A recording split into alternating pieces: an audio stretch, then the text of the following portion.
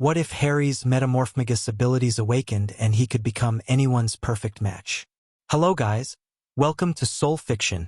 So in this video, we will see what if Harry's Metamorphmagus abilities awakened and he could become anyone's perfect match?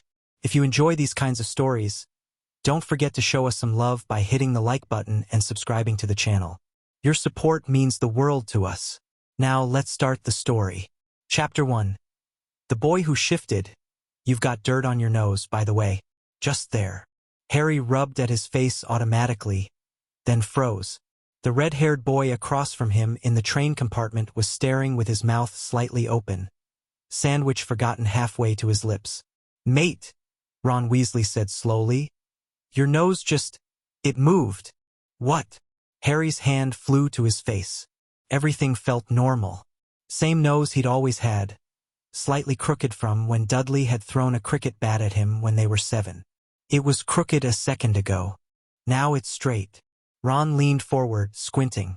"And your eyes are doing something weird." Harry yanked his hand down and tried to look casual. "I don't know what you're talking about." But something was wrong. He could feel it now that Ron had pointed it out. A strange tingling across his skin, like static electricity dancing just beneath the surface. His scalp prickled. The tips of his fingers felt warm. Ron's expression shifted from confusion to something else. Wonder, maybe. "Blimey, you look just like my brother Charlie did when he was our age." "That's mental. You've got the same jaw and everything." Harry hadn't met Charlie Weasley. He had no idea what the man looked like. The compartment door slid open before he could respond. "Has anyone seen a toad?" "A boy named Neville's lost one, and honestly, he's crying about it, which is a bit much for an amphibian, but I suppose people get attached to." The bushy-haired girl stopped mid-sentence. Her eyes locked onto Harry's face with an intensity that made him want to lean back. "Oh, hello. I'm Hermione Granger. And you look exactly like someone I'd want to study with." Ron snorted. "That's a weird thing to say to someone you just met." "It's not weird, it's observational. He's got an intelligent face. Very studious looking." Hermione tilted her head, examining Harry like he was a particularly interesting textbook. "Good bone structure for someone who reads a lot. I can always tell." Harry touched his face again. The tingling intensified. "I'm Harry," he managed. "Harry Potter." Hermione's eyes went wide. "Are you really? I've read all about you, of course. You're in modern magical history and the rise and fall of the dark arts and great wizarding events of the 20th century. But you don't look like your photographs at all." Photographs? Harry hadn't known there were photographs of him anywhere. "The ones in the history books. You had Messier hair in those. And your scar was more visible." She leaned closer, squinting at his forehead. "It's still there, but it's fainter. And your hair is lying flat now. Which is interesting because it was sticking up literally 2 seconds ago." Ron was staring at Harry with growing alarm. "Mate, she's right. Your hair was mental when you got on the train. Now it's all neat." The compartment suddenly felt very small. Harry's skin was buzzing now, a constant low hum that seemed to resonate with his heartbeat. Something was happening to him, something he didn't understand, and these two strangers were watching it happen in real time. "I need to find the toilet," Harry blurted, and fled. The train swayed beneath his feet as he stumbled down the corridor. Students poked their heads out of compartments as he passed, and each time their eyes landed on him, the tingling surged. A 6th-year girl with a prefect badge smiled at him like he was her favorite cousin. A group of 2nd-years whispered to each other, and one of them said, "He looks just like that Quidditch player. What's his name?" Harry didn't stop moving until he found the toilet at the end of the car. He slammed the door shut, locked it, and turned to face the mirror. A stranger looked back at him. The face was handsome in a generic sort of way. Symmetrical features, clear skin, hair that fell in artfully tousled waves. Could have been anyone. Could have been no one. The only familiar thing was the lightning bolt scar on the forehead, though even that seemed to have faded, like someone had tried to it out and given up halfway through. Harry touched the mirror. The reflection touched back. "That's not me," he whispered. His reflection didn't argue. He closed his eyes and tried to remember what he actually looked like. Black hair, messy. Green eyes. Thin face. Round glasses that never quite sat right on his nose. Knobbly knees. A scar. When he opened his eyes, the reflection had shifted. Still not quite right, the jaw was too square, the cheekbones too prominent, but closer. More like the boy he'd seen in the Dursley's bathroom mirror every morning for 11 years. The tingling faded to a manageable hum. Someone knocked on the door. "Occupied," Harry called. Obviously, the voice on the other side was male, young, and dripping with condescension. "I'm not here to use the facilities. I heard Harry Potter was on the train, and I've been looking for him. Open the door." Harry hesitated. The moment he'd heard the voice, his skin had started buzzing again. Not the warm, pleasant buzz from before. This was sharper, more directed. He opened the door. The boy on the other side had white blonde hair slicked back from a pointed face. Two larger boys flanked him like bodyguards, their expressions suggesting they shared a single brain cell between them and were currently fighting over custody. "Draco Malfoy," the blonde boy said, extending his hand. Then he paused. His eyes swept over Harry's face, and something flickered in his expression. "You're not what I expected. Sorry to disappoint." "No, that's not what I—" Draco stopped, visibly recalculating. When he spoke again, his voice had lost some of its sharpness. "You look like you belong in Slytherin. I can tell these things. My family's been in Slytherin for generations." Harry's reflection in the train window caught his eye. His hair had slicked back from his forehead, lying flat and gleaming. His posture had straightened. His chin had lifted. He realized with a jolt of horror, like a smaller, dark-haired version of Draco Malfoy. "I haven't been sorted yet," Harry said carefully. "But you will be. Soon." Draco's hand was still extended. His eyes were bright with something that looked almost like hunger. "You'll want to make the right friends, Potter. I can help with that. My father is very influential, and he'd be very interested to meet someone like you." "Someone like you."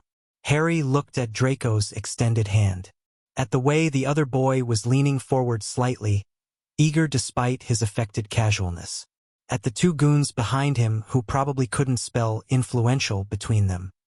He thought about Ron's easy grin and Hermione's rapid-fire questions and the way both of them had looked at him like he was a person, not a prize. "I think I can tell the wrong sort for myself, thanks," Harry said. He closed the door in Draco Malfoy's face. The rest of the train ride was an exercise in controlled panic. Harry stayed in the toilet for as long as he could, practicing holding his face steady in the mirror. It was harder than it should have been. Every time he heard footsteps in the corridor, every time someone's voice carried through the thin walls, his features would twitch toward something new. He learned, through painful trial and error, that strong emotions made it worse. When he got frustrated, his face flickered through a dozen configurations in as many seconds. When he forced himself to calm down, breathing slowly and deliberately, he could maintain something close to his original appearance. Close, not exact. By the time he made it back to Ron's compartment, the sun had started to set outside the windows. "There you are." Ron looked relieved. "Thought you'd fallen in." "Listen, Hermione came back with some information about Hogwarts houses, and apparently Slytherin's got a bad reputation, but—" He stopped. "You look different again." "I'm aware." Harry slumped into his seat. "I don't know what's happening to me." Hermione, who was sitting primly in the corner with a book open on her lap, looked up with sharp interest. "Describe it. The symptoms, I mean, when did it start? What triggers it? Is there a physical sensation involved?" "Today. On the train. Other people looking at me triggers it, I think. And yes, there's a tingling feeling, like electricity under my skin." Hermione's book snapped shut. "Metamorphmagus." Ron's jaw dropped. "No way. It fits perfectly. Metamorphmagi are witches and wizards who can change their physical appearance at will. It's extremely rare. The ability can't be learned, only inherited. Most metamorphmagi discover their abilities in early childhood, but late-onset cases have been documented, usually triggered by magical puberty or exposure to a highly magical environment. Hermione was practically vibrating with excitement. The Hogwarts Express would count as both. Harry, this is incredible. There are only 7 known Metamorphmagi in Britain. You'd be the 8th. I don't want to be the 8th anything. I just want my face to stop changing. But that's the fascinating part. Hermione leaned forward, her eyes bright. You said other people looking at you triggers it. That's not how Metamorphmagi typically work. They usually have conscious control over their transformations. What you're describing sounds more like, I don't know, reflective shifting, sympathetic transformation, the magic responding to external perception rather than internal will. You just made those terms up, Ron said. Obviously I made them up. There's no documented case of anything like this. That's what makes it interesting. Harry buried his face in his hands. Great. I'm interesting. You're Harry Potter, Ron pointed out. You were already interesting. This just makes you interestinger. That's not a word. It is now. The train began to slow. Outside the window, Harry could see lights in the distance. Flickering torches and glowing windows, the outline of a castle rising against the darkening sky. Hogwarts. He'd dreamed about this place for months, ever since Hagrid had appeared in that shack on the rock and told him he was a wizard. He hadn't dreamed about showing up with a face that couldn't decide what it wanted to be. We'd better change into our robes, Hermione said, already standing. We're nearly there. Harry, try to stay calm. Stress seems to exacerbate metamorphic instability. I'll keep that in mind while being sorted in front of the entire school, Harry muttered. Hermione paused at the door. If it helps, I think your base form is quite nice. You should try to hold on to that one. She was gone before Harry could ask what she meant by base form. Ron clapped him on the shoulder. Don't worry, mate. Hogwarts is massive. You'll probably be able to avoid most people most of the time. This was, as it turned out, spectacularly wrong. The boats across the lake were fine. Dark water, limited visibility, everyone too distracted by the castle to pay much attention to each other. Harry sat with Ron and 2 other first years. The round-faced boy who'd lost his toad, found, apparently, in someone's trunk, and a sandy-haired kid who introduced himself as Seamus and immediately set his or on fire by accident. Hogwarts rose out of the darkness like something from a fever dream. Towers and turrets and windows blazing with light, reflected in the black mirror of the lake. Harry felt the tingling surge beneath his skin, but this time it wasn't responding to people looking at him. It was responding to the magic of the place itself. His fingers sparked, literally sparked, little arcs of blue-white light jumping between his knuckles. Wicked, Seamus breathed. Is that normal? Neville asked nervously. I don't know, Harry admitted. Nothing about today has been normal. They reached the shore and climbed out of the boats, following a stern-faced which up a seemingly endless flight of stairs to a massive set of wooden doors. Professor McGonagall, she'd called herself. She'd looked at Harry with sharp assessment when he'd filed past her, and he'd felt his face try to shift into something more respectable, more academic. He'd fought it back, held onto his own features through sheer stubborn will. It had given him a headache. Now they were standing in some kind of antechamber, waiting to be led into the great hall for the sorting. Harry could hear hundreds of voices on the other side of the doors. Hundreds of people who would all be looking at him. I'm going to be sick, he told Ron. Don't do that. The house elves will have to clean it up, and they've got enough work tonight. You're not helping. The doors swung open. The great hall was bigger than the Dursleys' entire house. For long tables stretched the length of the room, packed with students in black robes. Candles floated overhead, thousands of them, beneath a ceiling that looked like the night sky. At the far end of the room, a raised platform held the staff table, where adults in colorful robes watched the incoming first years with varying degrees of interest. Every eye in the room turned toward the doors. Harry's skin erupted in sensation. It was like standing in the center of a lightning storm.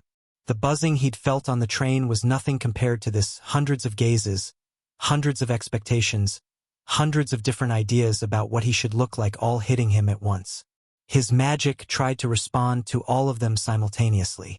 His hair changed color 3 times in 2 seconds, black to brown to auburn and back to black. His nose lengthened, then shortened. His jawline shifted. His eyes flickered between green and blue and hazel. Someone in the crowd gasped. Someone else whispered, "What's wrong with his face?" Harry squeezed his eyes shut and focused on breathing. In through his nose, out through his mouth. One breath at a time. "I know who I am," he told himself. "I'm Harry Potter. I have black hair and green eyes and a scar on my forehead. I look like my father, but I have my mother's eyes. I know who I am." The tingling subsided. Not gone, but manageable. A low hum instead of a roar. He opened his eyes. The great hall was staring at him. The whispers had gotten louder. "Harry Potter," someone said clearly. "That's Harry Potter. What happened to his face? Looked like it was melting. Is he cursed?" Professor McGonagall cleared her throat loudly enough to silence the entire room. "First years, follow me. We will begin the sorting." They walked between the long tables, single file, toward a 3-legged stool at the front of the hall. An ancient, battered hat sat on top of it. Harry kept his eyes forward and his breathing steady, hyper-aware of every gaze that passed over him. The hat opened a rip near its brim and began to sing. Harry barely heard the words. Something about the 4 houses and their founders, bravery and cunning and wisdom and loyalty. He was too busy fighting to keep his face from shifting. Every time someone's attention focused on him specifically, his magic reached out, trying to become what they expected. The first years around him were starting to notice. Neville had edged away slightly. A dark-skinned boy whose name Harry didn't know was staring at him with open curiosity. A girl with bright red hair and freckles was whispering to another girl, both of them shooting glances his way. The song ended. McGonagall unrolled a long scroll. "When I call your name, you will sit on the stool and place the hat on your head to be sorted." "Abbott, Hannah," a pink-faced girl with blonde pigtails stumbled forward. The hat was placed on her head and shouted Hufflepuff. Almost immediately, one of the tables burst into applause. The sorting continued. Bones, Susan went to Hufflepuff. Boot, Terry to Ravenclaw.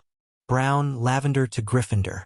Harry tried to pay attention, but his magic was getting harder to control. The longer he stood under all those eyes, the worse it got. His hands were shaking. His forehead was sweating. The scar on his forehead had started to tingle in a way that had nothing to do with his shifting abilities. "Granger, Hermione." Hermione practically ran to the stool. The hat took nearly a full minute before calling out Gryffindor, and she hurried to the cheering table with a relieved smile. More names. Longbottom, Neville, Gryffindor. Malfoy, Draco. Slytherin, before the hat even fully touched his head. The blond boy strutted to his table with a satisfied smirk, pausing briefly to look back at Harry with an expression that was hard to read. "Potter, Harry?" The whispers exploded into full-volume conversation. "Did she say Potter? Harry Potter? The Harry Potter?" Harry walked forward on legs that felt like they belonged to someone else. The stool was right there. The hat was right there. Professor McGonagall was holding it out to him, her expression unreadable. He sat down. The hat dropped onto his head, falling past his eyes and plunging him into darkness. "Oh my," said a small voice in his ear. "Oh my, what have we here?" Harry said nothing. His hands gripped the edge of the stool hard enough to hurt. "A Metamorphmagus. Haven't had one of those in decades. But you're not a typical one, are you? No, your magic is quite unusual. It's reaching out even now, trying to become what you think I want. Stop that." "I can't," Harry thought desperately. "I don't know how." That is a problem." The hat's voice was contemplative. "You have potential for all 4 houses, you know. I see bravery, yes, quite a lot of that. Buried under fear, but there. Cunning too, the survival instinct of someone who grew up where love was scarce. Intelligence, though untrained. And loyalty, fierce loyalty to anyone who earns it. Just pick one," Harry thought. "Please." "But that's the difficulty, isn't it? Your magic keeps shifting my perception of you. Every time I try to focus on one trait, Another rises to the surface. Gryffindor sees a hero. Slytherin sees an opportunist. Ravenclaw sees a puzzle. Hufflepuff sees someone who needs to belong. The Great Hall had gone completely silent. Harry was suddenly aware of how long he'd been sitting here. Minutes, at least. Maybe longer. People are staring, he thought. People are always going to stare at you, Harry Potter. The question is what they'll see when they do. I don't know. And he didn't. That was the terrifying part. He had no idea what his true face looked like anymore, what he actually wanted, who he was beneath all the shifting. Then let me offer you a piece of advice, the hat said. The magic you carry is a gift, but it can also be a prison. You can spend your life becoming what others expect, or you can choose who you want to be. The latter is harder.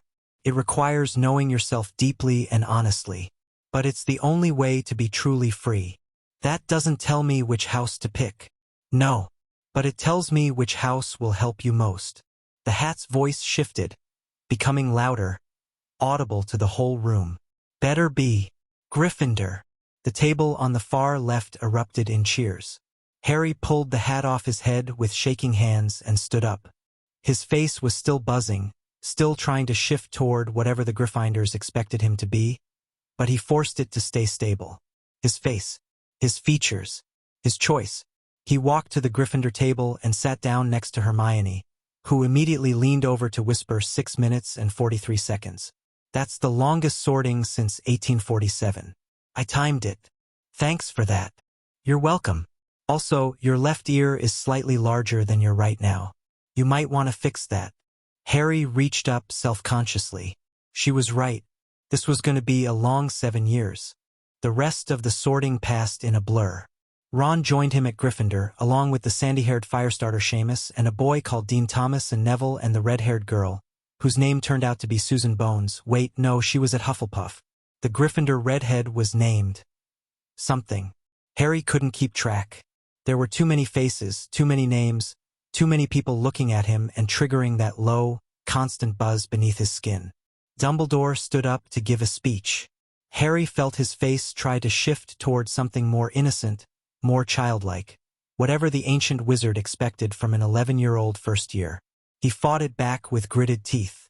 Food appeared on the golden plates. Mountains of it, roast beef and chicken and pork chops, potatoes in every conceivable form, vegetables glistening with butter. Harry's stomach growled, but he found it hard to eat. Every time he looked up, someone was staring at him. So what's actually wrong with your face? The question came from an older student sitting across from him, a boy with red hair that marked him as one of Ron's brothers. Not being rude, just curious. George and I have seen a lot of strange stuff, but you're a new one. Fred, another identical redhead, George presumably elbowed his brother. You can't just ask people what's wrong with their faces. Why not? He's obviously magical. Look, his nose is doing the thing again. Harry's hand flew to his face. His nose had lengthened slightly, picking up a distinct Weasley hook. I'm a Metamorphmagus, he said. I think. Hermione figured it out on the train. Both twins' eyes went wide. Then identical grins spread across their faces. A shapeshifter, Fred said. In Gryffindor, George added, with apparently zero control over his abilities. The pranking potential is astronomical. I'm not pranking anyone, Harry said firmly. I can't even control my face during a meal. I'm not trying to shapeshift on purpose. Yet, the twins said in unison. Hermione leaned across the table. There's a book in the library about Metamorphmagi. I saw it in Hogwarts, a history. Chapter 47, Notable Students with Unusual Abilities. We should check it out tomorrow. Obviously. You need research and I need a project. It's mutually beneficial. Ron swallowed a mouthful of potatoes. You've known him for like 6 hours and you're already planning his training? Someone has to be proactive. Hermione sniffed. His face nearly melted in front of the entire school. That's not sustainable. Harry couldn't exactly argue with that. The feast continued. Desserts appeared. Treacle tart and chocolate cake and something wiggly that Ron called blancmange. Harry picked at a slice of apple pie and tried to avoid making eye contact with anyone. It didn't work. A dark-haired girl at the Ravenclaw table kept staring at him with undisguised fascination. Every time he glanced her way, his features shifted slightly toward whatever she found attractive: sharper cheekbones, longer lashes, a more defined jawline. He looked away quickly, but the damage was done. His face felt like putty that someone kept poking. "Heads up," Ron muttered. "The Slytherins are watching you." Harry risked a glance at the far table. Sure enough, Draco Malfoy was staring at him with a calculating expression. The boys on either side of him, the same goons from the train, were whispering in his ears. Harry's magic buzzed. His features started to slide toward that polished, aristocratic look he'd accidentally assumed on the train. No, he grabbed hold of himself mentally, forcing the shift to stop. He was not going to become what Draco Malfoy wanted him to be. He was not going to become what anyone wanted him to be. He was going to figure out who he actually was, and then he was going to stay that way. Easy, right? The Gryffindor common room was warm and comfortable, decorated in red and gold, with a crackling fire in the hearth and squishy armchairs scattered around the room. Portraits lined the walls, former students and professors, all of them watching the new first years with curious eyes. Harry's face twitched with every gaze. He was exhausted, running on fumes and willpower, and his control was slipping. By the time Percy Weasley, another red-headed brother, apparently there was an infinite supply, finished explaining the house rules, Harry's ears had changed shape 3 times and his chin had developed a dimple that definitely wasn't original. "Boys' dormitories are up the stairs to the left," Percy said. "Girls, the same on the right. Your belongings have already been brought up. Breakfast is at 8. Don't be late for your first classes." Harry followed Ron and the other first-year boys up a winding staircase to a circular room at the top of a tower. 5 4-poster beds were arranged around the walls, hangings in Gryffindor red. His trunk sat at the foot of one bed, Hedwig's empty cage beside it. "This is brilliant," Dean Thomas said, bouncing on his mattress.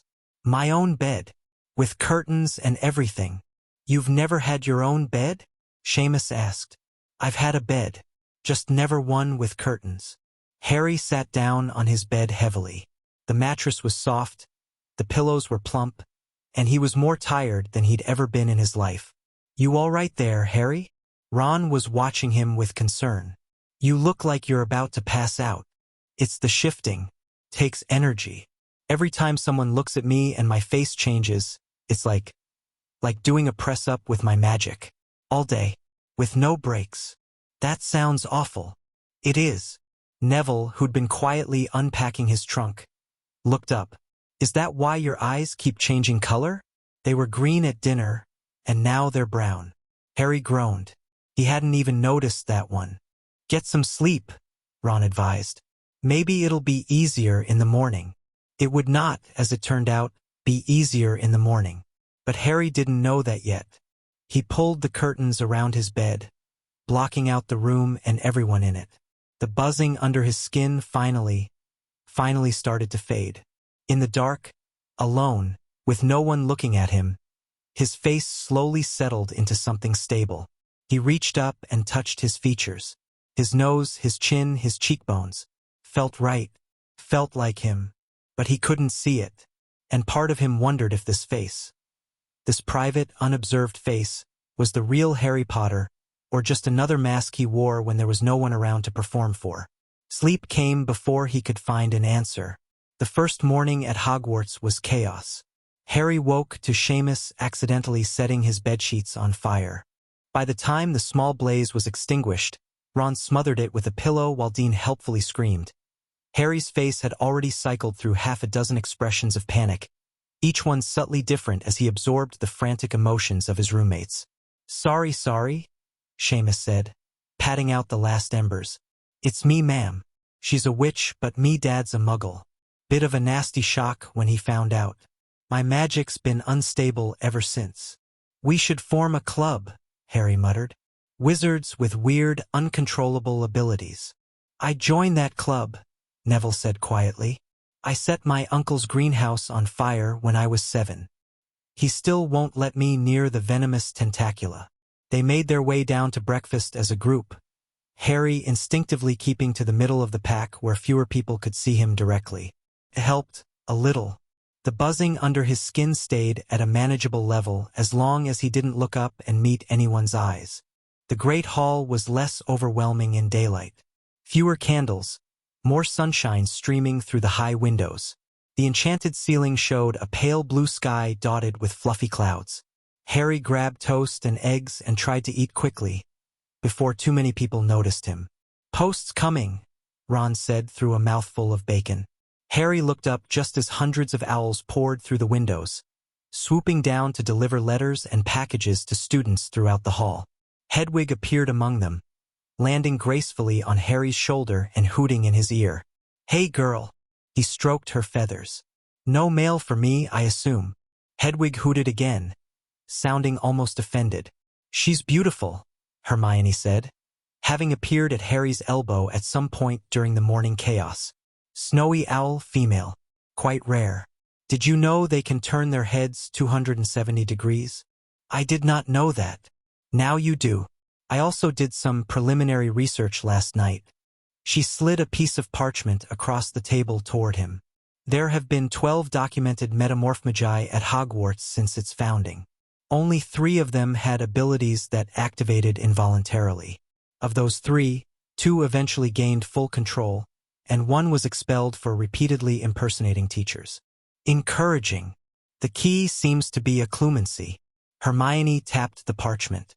"It's a form of magical defense that protects the mind against external intrusion. Most Metamorphmagi use it to prevent their appearance from being influenced by others' expectations. If your shifting is triggered by perception, then learning occlumency might help you maintain control." Ron leaned over to look at the notes. "Isn't occlumency really hard? Like, Newt-level hard? Extremely hard. Most adult wizards can't do it effectively. But there might be beginner techniques that could help stabilize Harry's abilities." Harry pushed his eggs around his plate. "Where would I even learn something like that? It's not like there's a class." "I'll look into it." Hermione pulled out a quill and added something to her notes. "There has to be information in the library. There's information about everything in the library." "Your faith in libraries is touching," Ron said dryly. Their first class was Charms with Professor Flitwick, a tiny wizard who stood on a stack of books to see over his desk. Harry spent the entire period fighting to keep his face stable while the professor's eyes swept over the class. Every time Flitwick looked at him, Harry felt his features try to shift toward something more eager, more attentive. Whatever a good student was supposed to look like. By the time they moved to Transfiguration with Professor McGonagall, Harry had a pounding headache and a nose that kept fluctuating between 2 different lengths. McGonagall noticed immediately. "Mr. Potter," she said crisply as the class filed in. "A word." Harry approached her desk with the resignation of someone who'd been expecting this conversation. The other students took their seats, most of them craning their necks to watch. "I observed your condition during the sorting," McGonagall said, her voice pitched low enough that only Harry could hear. "I assume you're aware that you're a Metamorphmagus." Hermione figured it out. "On the train. Miss Granger is observant. Your abilities are unusual, Mr. Potter. Involuntary shifting at your age suggests either a late awakening or a magical blockage that's recently been removed." Her eyes sharpened. "Have you experienced any significant magical events in the past few months?" Harry thought about the letters that wouldn't stop coming. The escape from the Dursleys, Hagrid and the flying motorbike, Diagon Alley and Ollivander's wand shop, and the strange warmth that had flooded through him when he'd picked up his holly wand. "A few," he admitted. "I thought so." McGonagall straightened. "The castle's wards are extremely powerful. For someone with latent metamorphic abilities, simply entering Hogwarts could trigger an awakening. You may find that your magic becomes more volatile before it stabilizes." "More volatile than this?" Harry's voice cracked slightly. "Professor, my face is already—" "I'm aware." Her expression softened, just slightly. "I've sent an owl to a former student who may be able to assist. She's an Auror now, but she's also a Metamorphmagus." one of the most skilled in Britain. Who? Nymphadora Tonks. She'll be visiting Hogwarts next week to evaluate a security matter. I've asked her to speak with you while she's here. Relief flooded through Harry so intensely that his hair changed color, flushing from black to a deep auburn before he managed to wrestle it back. Thank you, Professor. Don't thank me yet. In the meantime, try to remain calm. Emotional stability will help control the shifting. And Mr. Potter. She fixed him with a stern look. If you find yourself struggling during classes, raise your hand and ask to be excused. Better to step out briefly than to have an incident in front of other students. Harry nodded and retreated to his seat, where Ron and Hermione were waiting with matching expressions of concern. What did she say? Hermione whispered. Help is coming. Someone who knows about this stuff. When? Next week. Ron winced. That's a long time to wait when your face keeps doing that. Harry's left eyebrow had, without his permission, risen to match McGonagall's sharp arch. He forced it back down. I've noticed, he said grimly. The next few days were a crash course in survival. Harry learned which seats in each classroom put him closest to the wall, reducing the number of angles from which people could look at him directly. He learned to keep his head down in the corridors, avoiding eye contact with passing students. He learned that strong emotions made everything worse. Anger sent his features into chaotic flux. Fear made him instinctively mimic whoever was frightening him, and embarrassment caused his entire face to flush and shift simultaneously. He also learned that certain people had stronger effects on his abilities than others. Draco Malfoy was the worst.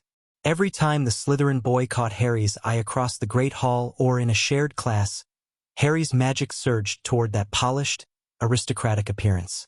It was like his abilities had decided that Draco's expectations were particularly powerful, particularly demanding, and kept trying to fulfill them even when Harry fought back. It's because he wants something specific from you, Hermione theorized during a study session in the library. Most people have vague expectations, handsome or trustworthy or friendly. They're easier for your magic to interpret loosely. But Malfoy seems to have a very precise image of what he thinks you should be. That creates stronger pressure. So I need to avoid people who want specific things from me? That would help. Unfortunately, you're Harry Potter. Everyone wants specific things from you. She wasn't wrong. The older students who stopped him in corridors to shake his hand and tell him they remembered when you know who fell, they each had their own version of what the boy who lived should look like. Some imagined him taller. Some imagined him with more visible scars. One fifth year seemed to expect him to glow faintly, which was deeply uncomfortable when Harry's skin tried to comply. The staff were slightly better, but not by much. Flitwick expected cheerful enthusiasm. McGonagall expected diligent attention. Professor Sprout, who taught herbology, expected dirt-stained practicality and was delighted when Harry's features softened into something earthy and reliable during her class. And then there was Snape. The potions professor taught in the dungeons, a cold, dark classroom full of simmering cauldrons and strange preserved creatures floating in jars. Harry had heard warnings from the older students. Snape was harsh, unfair to Gryffindors, particularly vicious to anyone who showed weakness. He'd expected the man to be difficult. He hadn't expected his magic to go haywire the moment Snape's black eyes landed on him. "Ah, yes," Snape said softly during the first class. "Harry Potter, our new celebrity." The word dripped with contempt. Harry felt his face twitch violently, trying to find a configuration that would appease the professor. But Snape's expectations were contradictory. Hatred warring with something that looked almost like grief, contempt layered over a desperate, complicated wanting that Harry couldn't begin to understand. His magic didn't know what to do. It flickered through a dozen different faces in as many seconds, each one wrong, each one rejected. Snape's eyes widened, just slightly, barely perceptible, but Harry caught it. "What?" the professor said slowly. "Is happening to your face?" "I don't." Harry's voice came out strangled. His nose was lengthening, then shortening. His hair was darkening, then lightening. His jawline couldn't decide between sharp and soft. "I can't control it, sir." The class had gone completely silent. Every student was staring. Harry's magic responded to all of them at once, trying to become whatever each person expected, creating a chaotic collision of features that made his face look like it was melting. "Out!" Snape said sharply. "Get out of my classroom. Now." Harry didn't argue. He fled. He found an empty bathroom 2 floors up and locked himself in a stall. His breathing was ragged, his skin buzzing so intensely it felt like he was vibrating apart at the seams. He pressed his hands against his face and tried to focus. "You know who you are. You're Harry Potter. Black hair, green eyes, scar on your forehead. You know who you are." It didn't work. His features kept shifting, responding to phantom expectations from people who weren't even in the room anymore. Snape's contradictory hatred, Malfoy's demanding precision, the eager admiration of students who saw him as a hero. Harry slumped against the wall of the stall and wondered if this was going to be his whole life now. Hiding in bathrooms, avoiding people, never being able to look anyone in the eye without losing himself in their perception of him. The bathroom door opened. Harry went rigid, pressing himself back against the wall, trying to be invisible. "Hello." The voice was female, unfamiliar, with an odd cadence to it. "Anyone in here? I heard someone come in." Harry didn't answer. Maybe if he stayed quiet, she'd go away. Footsteps on the tile. The sound of someone checking the stalls one by one.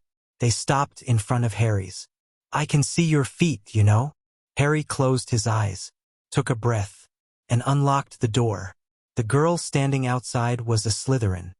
He could tell by the green trim on her robes, the silver serpent badge on her chest. She had blonde hair pulled back in a severe ponytail and a face that could have been carved from ice, beautiful but utterly cold.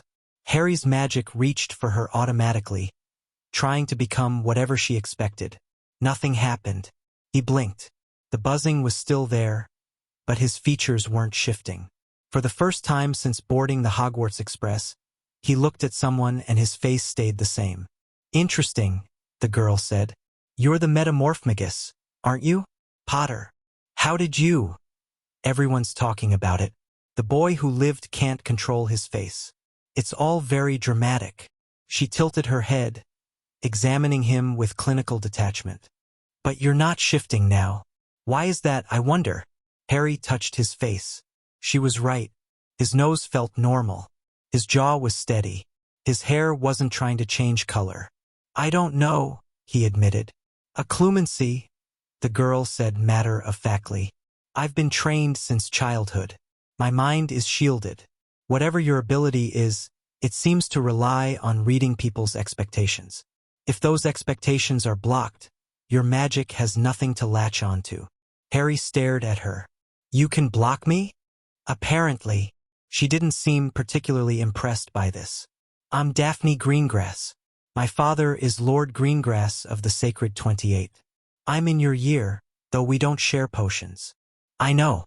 I mean, I didn't know your name, but I've seen you. In the Great Hall." He'd noticed her because she was one of the few people whose gaze didn't trigger a shift. He'd assumed it was a coincidence. "I've seen you too. Your face is always doing something peculiar when you think no one's watching." Daphne's expression didn't change. "But right now you look almost normal. How does that feel?" Harry let out a breath he hadn't realized he was holding. "Amazing. Like I can finally think straight." "Good." Daphne stepped back. "I came here because I have a proposition for you, Potter. But I wanted to test something first. Now I know." "Know what?" "That I'm useful to you. That's important." She smoothed down her robes, every movement precise and controlled. "You need help. You're drowning in other people's expectations and you have no idea how to shield yourself. I can teach you, or at least, I can point you toward the right resources." Harry's eyes narrowed. "Why would you help me?" "You're a Slytherin." "Slytherins aren't evil, Potter. We're practical. And practically speaking, you're going to be important. Everyone knows it. The boy who lived, a Metamorphmagus, sorted into Gryffindor after the longest sorting in centuries. You're going to be a major player in whatever happens next, and I'd rather be allied with you than against you." "You want to be allied with me?" I want to be useful to you. There's a difference. Being useful means you'll owe me. Owing me means you'll remember that when it counts. She fixed him with those ice-cold eyes. Do we have an arrangement? Harry thought about Snape's classroom, his face melting under contradictory expectations. He thought about the constant buzz under his skin, the exhaustion of fighting his own magic every second of every day. He thought about a week until Tonks arrived, 7 more days of barely keeping it together. What do you want in return? He asked. Nothing yet. I'll let you know when I do.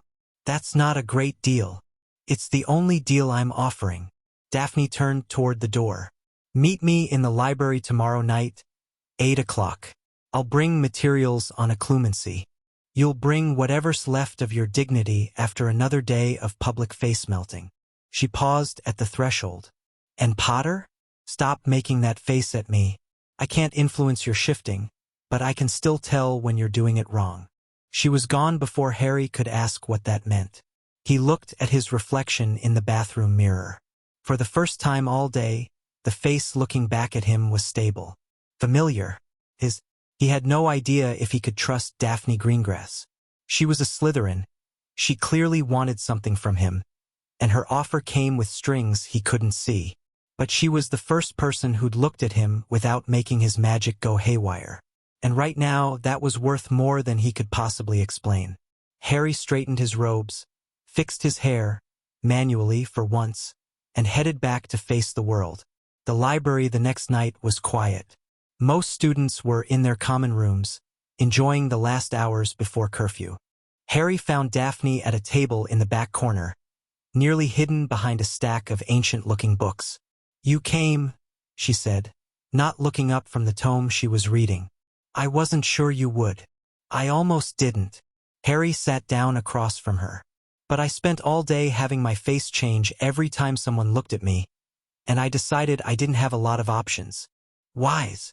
Daphne pushed one of the books toward him. This is Mindshields, a beginner's guide to occlumency.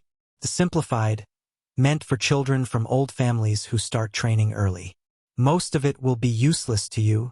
The exercises assume a level of magical control you don't have yet. But Chapter 3 covers emotional regulation. That might help. Harry opened the book. The text was dense, the diagrams confusing, but the chapter Daphne had mentioned seemed manageable. Clear your mind. Focus on your breath. Build walls around your thoughts. This sounds like Mad-Ion, he said. It is Mad-Ion, with a magical component.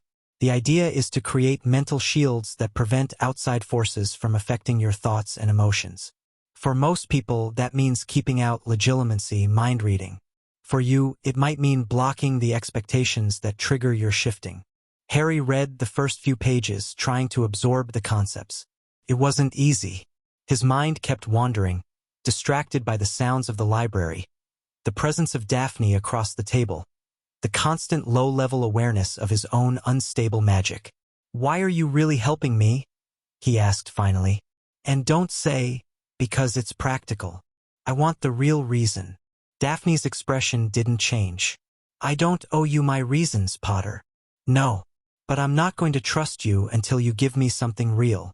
She was silent for a long moment. Then, slowly, she closed her book. I know what it's like, she said quietly. To wear masks. To be whatever everyone expects you to be. I've been doing it my whole life. The perfect pure-blood daughter. The proper Slytherin. The Ice Queen who never shows emotion. Her lips twisted. I chose my masks. I built them deliberately, stone by stone, until no one could see past them. But your masks are out of control. They're choking you. And I. She stopped, started again. I suppose I feel some sympathy for that. Harry looked at her. Really looked for the first time. Past the cold exterior and the calculating words, to the person underneath. You're lonely, he said. Daphne's mask didn't crack, but her eyes flickered, just for a moment, before the wall came back up. Don't psychoanalyze me, Potter. It's rude. She stood, gathering her books. Same time tomorrow. Read chapters 3 through 5. And try not to melt your face before then. She swept out of the library without looking back. Harry watched her go. Then he turned back to the occlumency book and started to read. The week passed in a blur of classes, practice, and careful avoidance. Harry read the occlumency book cover to cover. He practiced the breathing exercises every night before bed. He learned to recognize the moment before his magic started to shift. A particular tingling, a surge of buzzing energy, and sometimes he could catch it in time. Push back. Hold his features steady for a few seconds longer than he could before. It wasn't enough, but it was progress. His meetings with Daphne became a routine. Every night at 8, the same table in the back of the library. She would bring books, he would practice techniques, and they would sit in comfortable silence while he worked. She never asked about his progress, never offered encouragement. But she kept showing up, and that was something. Hermione was fascinated by the arrangement. "A Slytherin," she said, for the third time, as they walked to Charms on Friday. "You're getting occlumency lessons from a Slytherin. She's not teaching me exactly, just pointing me toward resources. That's still more than anyone in Gryffindor has done." Ron, walking on Harry's other side, made a face. "Greengrass is weird, though. She never talks to anyone. Even the other Slytherins don't know what to make of her. She talks to me." "Yeah, that's the weird part." The Charms classroom was crowded when they arrived. Harry took his usual seat against the wall and tried to focus on Professor Flitwick's lecture about levitation theory. His mind kept drifting to the afternoon ahead. Tonks was coming today, the Auror Metamorphmagus who might actually be able to help him. He'd been thinking about it all week, imagining what it would be like to talk to someone who understood his abilities, who could teach him real control. Every time he tried to picture it, his magic surged with hope, and his hair turned embarrassing colors. The class ended. Students filed out. Harry gathered his books slowly, trying to stay calm. "Mr. Potter." Professor Flitwick was standing on his desk, beckoning. "A moment, please." Harry approached, his heart pounding. "Professor McGonagall asked me to inform you that Auror Tonks has arrived. She's waiting in the deputy headmistress's office. You're excused from your afternoon classes." "Thank you, Professor." Harry practically ran from the room. McGonagall's office was on the first floor, near the Transfiguration classroom. Harry knocked on the door with shaking hands. "Enter." He pushed the door open and stopped dead. The woman sitting across from McGonagall was the most vibrantly pink person Harry had ever seen. Literally pink. Her hair was a shocking bubblegum color, spiked up in a style that should have looked ridiculous but somehow worked. Her face was young, maybe early 20s, with a pointed chin and bright eyes that sparkled with mischief. As Harry stood frozen in the doorway, her hair shifted from pink to electric blue. "Watch her," she said brightly. "You must be Harry." "I'm Tonks. Just Tonks. Call me Nymphadora and I'll hex you." Harry's mouth opened and closed. His own hair, responding to hers, flickered through several colors before settling on a nervous auburn. "Oh, that's brilliant," Tonks said, grinning. "You're already shifting. Most young Metamorphmagi can't manage that until they're at least 15. "He can't control it," McGonagall said dryly. "That's rather the problem." "I noticed." Tonks stood up and approached Harry, examining his face with professional interest. Your base form is trying to stabilize, but you've got competing impulses interfering. See how his jaw keeps twitching? That's external pressure. Someone in this room has strong expectations about what he should look like." McGonagall's eyebrows rose. "You think I'm influencing him?" "Everyone influences him, Professor. That's his particular gift." Tonks circled Harry slowly. "Or curse, depending on how you look at it. He's not just a Metamorphmagus, he's a reflective one. His magic naturally adapts to match what observers expect. It's extremely rare. I've only read about 3 other cases in history." Harry found his voice. "Hermione called it sympathetic transformation. Good term. Did she make it up?" "Yes. Clever girl." Tonks stopped in front of him and smiled. "All right, Harry. Let's see what we're working with. Professor, would you mind giving us some privacy? I work better one-on-one, and he'll shift less without multiple observers." McGonagall looked like she wanted to argue, but she nodded and rose from her desk. I'll be in my classroom if you need me. Try not to break anything. The door closed behind her. The moment she was gone, Harry felt his features settle slightly. The competing pressure of her expectations faded, leaving only Tonks' influence, which was, he realized, minimal. She wasn't projecting any particular image onto him. She was just looking better. Tonks asked, "Yeah, how did you do that?" "Acclumency, partly. But mostly I just don't have strong expectations about what you should look like. You're a kid I've never met before. I don't have a mental image to project." She sat down on the edge of McGonagall's desk and patted the chair beside her. "Sit. Let's talk." Harry sat. His hair had finally settled back to black. His features felt more stable than they had all week. "First things first," Tonks said. "Your abilities are real, they're permanent, and they're not going away. The good news is, with training, you can learn to control them. The bad news is, it's going to take years. Maybe longer. Years. I didn't gain full control until I was 19, and I had professional tutors from the time I was a baby. You're starting late and learning on your own. It's going to be a process." She held up a hand to forestall his protest. "But there are shortcuts, techniques that can help you manage the worst of it while you're building more permanent skills. That's what I'm here to teach you." Harry leaned forward. "What techniques?" "The most important one is called anchoring.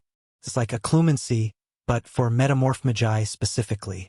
Instead of shielding your mind from outside influence, you create a fixed point, an internal image of your true self, and hold on to it no matter what external pressures you're feeling." "How?" Tonks' face shifted. Her bubblegum pink hair faded to mousy brown. Her features rearranged themselves, becoming plainer, more forgettable. The sparkle in her eyes dimmed. "This is my base form," she said. Her voice was the same, but everything else was different. "The face I was born with. Most Metamorphmagi hate their base forms. They spend all their time wearing masks. But I've learned to come back to this. To know it so completely that no external pressure can push me away from it." She shifted again, returning to the vibrant pink-haired woman Harry had first seen. "The anchor isn't about liking your true face. It's about knowing it, owning it, making it so fundamentally yours that your magic defaults to it when you're not consciously shifting." Harry thought about the mirror on the train, the stranger who'd looked back at him, the way he couldn't even picture his own features anymore, because they'd been changing so often. "I don't know what my base form looks like," he admitted. "Every time I try to remember, I see something different. That's because you've been shifting since you got here. Your self-image is fractured." Tonks reached into her robes and pulled out a small, circular mirror. "Take this. Tonight, when you're alone, completely alone, no one watching, look at your reflection. Really look. That's your starting point. That's who you are when no one's around to influence you." Harry took the mirror. It was warm in his hands, pulsing faintly with magic. "What if I don't like what I see?" Tonks grinned. "Then you'll have something in common with every other Metamorphmagus in history. Welcome to the club, kid." That night, after everyone else in the dormitory had fallen asleep, Harry pulled the curtains tight around his bed and activated the mirror. His reflection looked back at him. Black hair, messy and untamable. Green eyes behind round glasses. A thin face with a pointed chin and slightly crooked nose. The lightning bolt scar, vivid against his pale forehead. It wasn't handsome. It wasn't striking or memorable or the kind of face that belonged to a hero. It was just him. Harry Potter. The boy under all the masks. "Okay," he whispered to his reflection. "I know who you are now." The reflection didn't answer, but something in Harry's chest loosened, just slightly.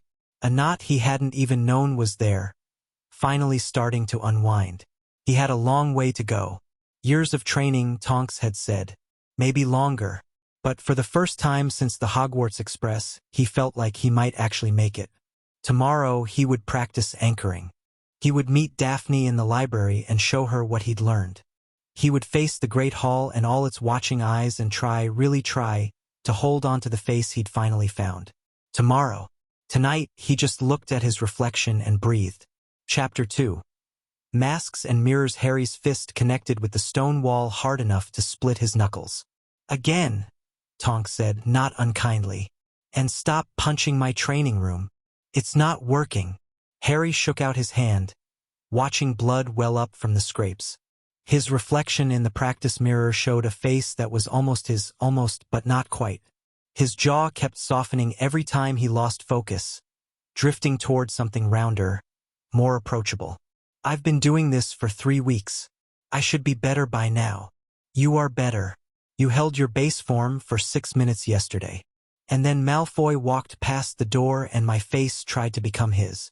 That's progress. A month ago, you wouldn't have noticed it happening. Harry turned away from the mirror. The room Tonks had commandeered was a disused classroom on the 4th floor, warded against observation and filled with mirrors of various sizes. She'd been coming to Hogwarts twice a week since their first meeting, squeezing training sessions between her aura duties. McGonagall had arranged it, though Harry suspected Dumbledore's influence was involved somewhere. He hadn't spoken to the headmaster directly yet. The old wizard watched him during meals sometimes, those piercing blue eyes tracking Harry's shifting features with an expression that was impossible to read.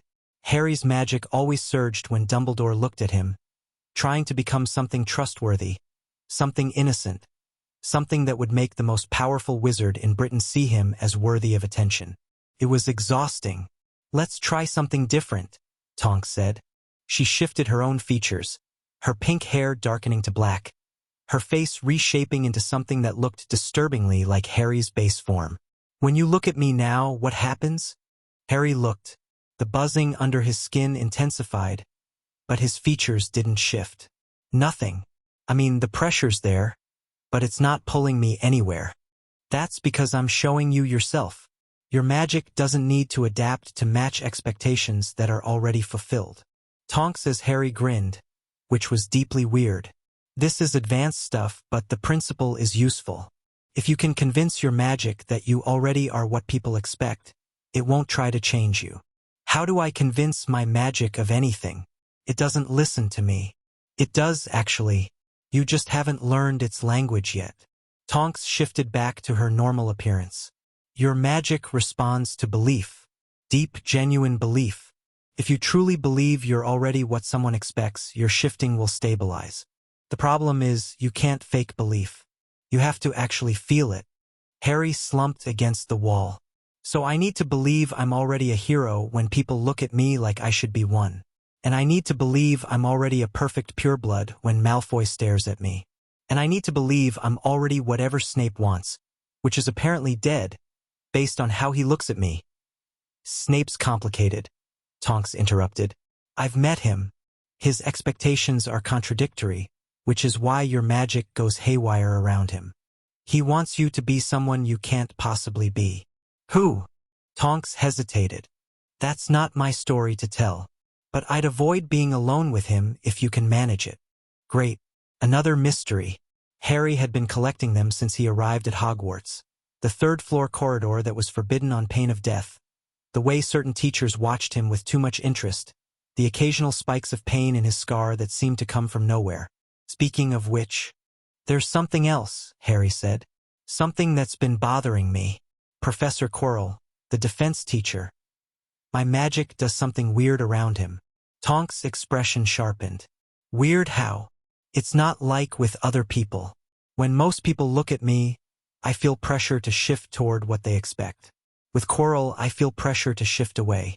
Like my magic is trying to become the opposite of whatever he wants. That's unusual. Tonks pulled out a small notebook and scribbled something down. Reflective metamorphmagi sometimes develop an aversion response to perceived threats. Your magic might be reading something in Quirrell that triggers a defensive reaction. You think he's dangerous? I think you should trust your instincts. If your magic is telling you to stay away from someone, listen to it. She tucked the notebook away. I'll look into Quirrell. Quietly. In the meantime, keep practicing your anchoring. And Harry? She caught his eye, her expression serious. If anything happens, anything at all, send me an owl immediately. I'm not just here as a trainer. I'm here to keep you safe. Harry nodded. But he couldn't shake the feeling that whatever was wrong with Quirrell, an owl wouldn't be fast enough. The Gryffindor common room was packed when Harry returned. A cluster of older students had gathered near the fireplace, talking in excited whispers. Ron spotted Harry and waved him over.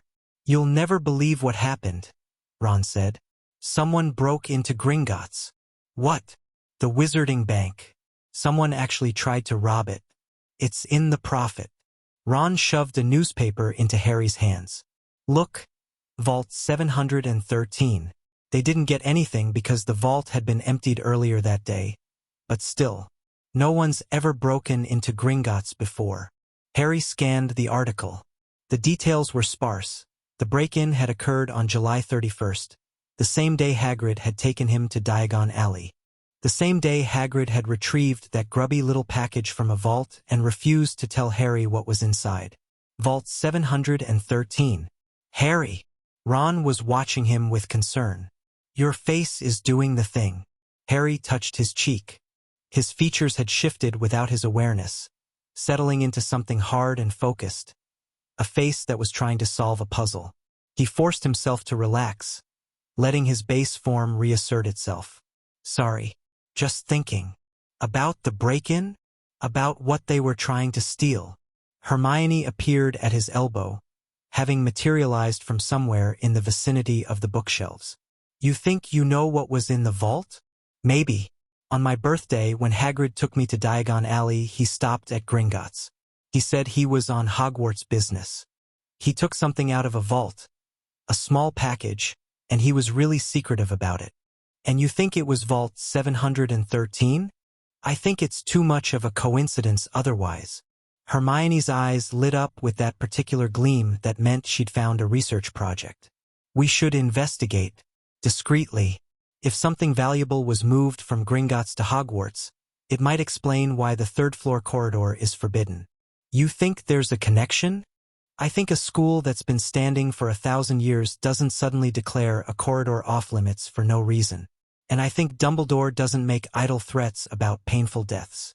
Ron looked between them with growing alarm. Please tell me you're not planning to snoop around a forbidden corridor that the headmaster specifically warned us about. Of course not, Hermione said primly. I'm planning to research first, then snoop.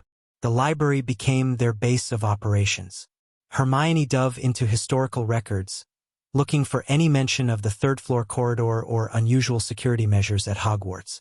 Ron, with considerable reluctance, helped her search through old ions of the Daily Prophet for references to Vault 713.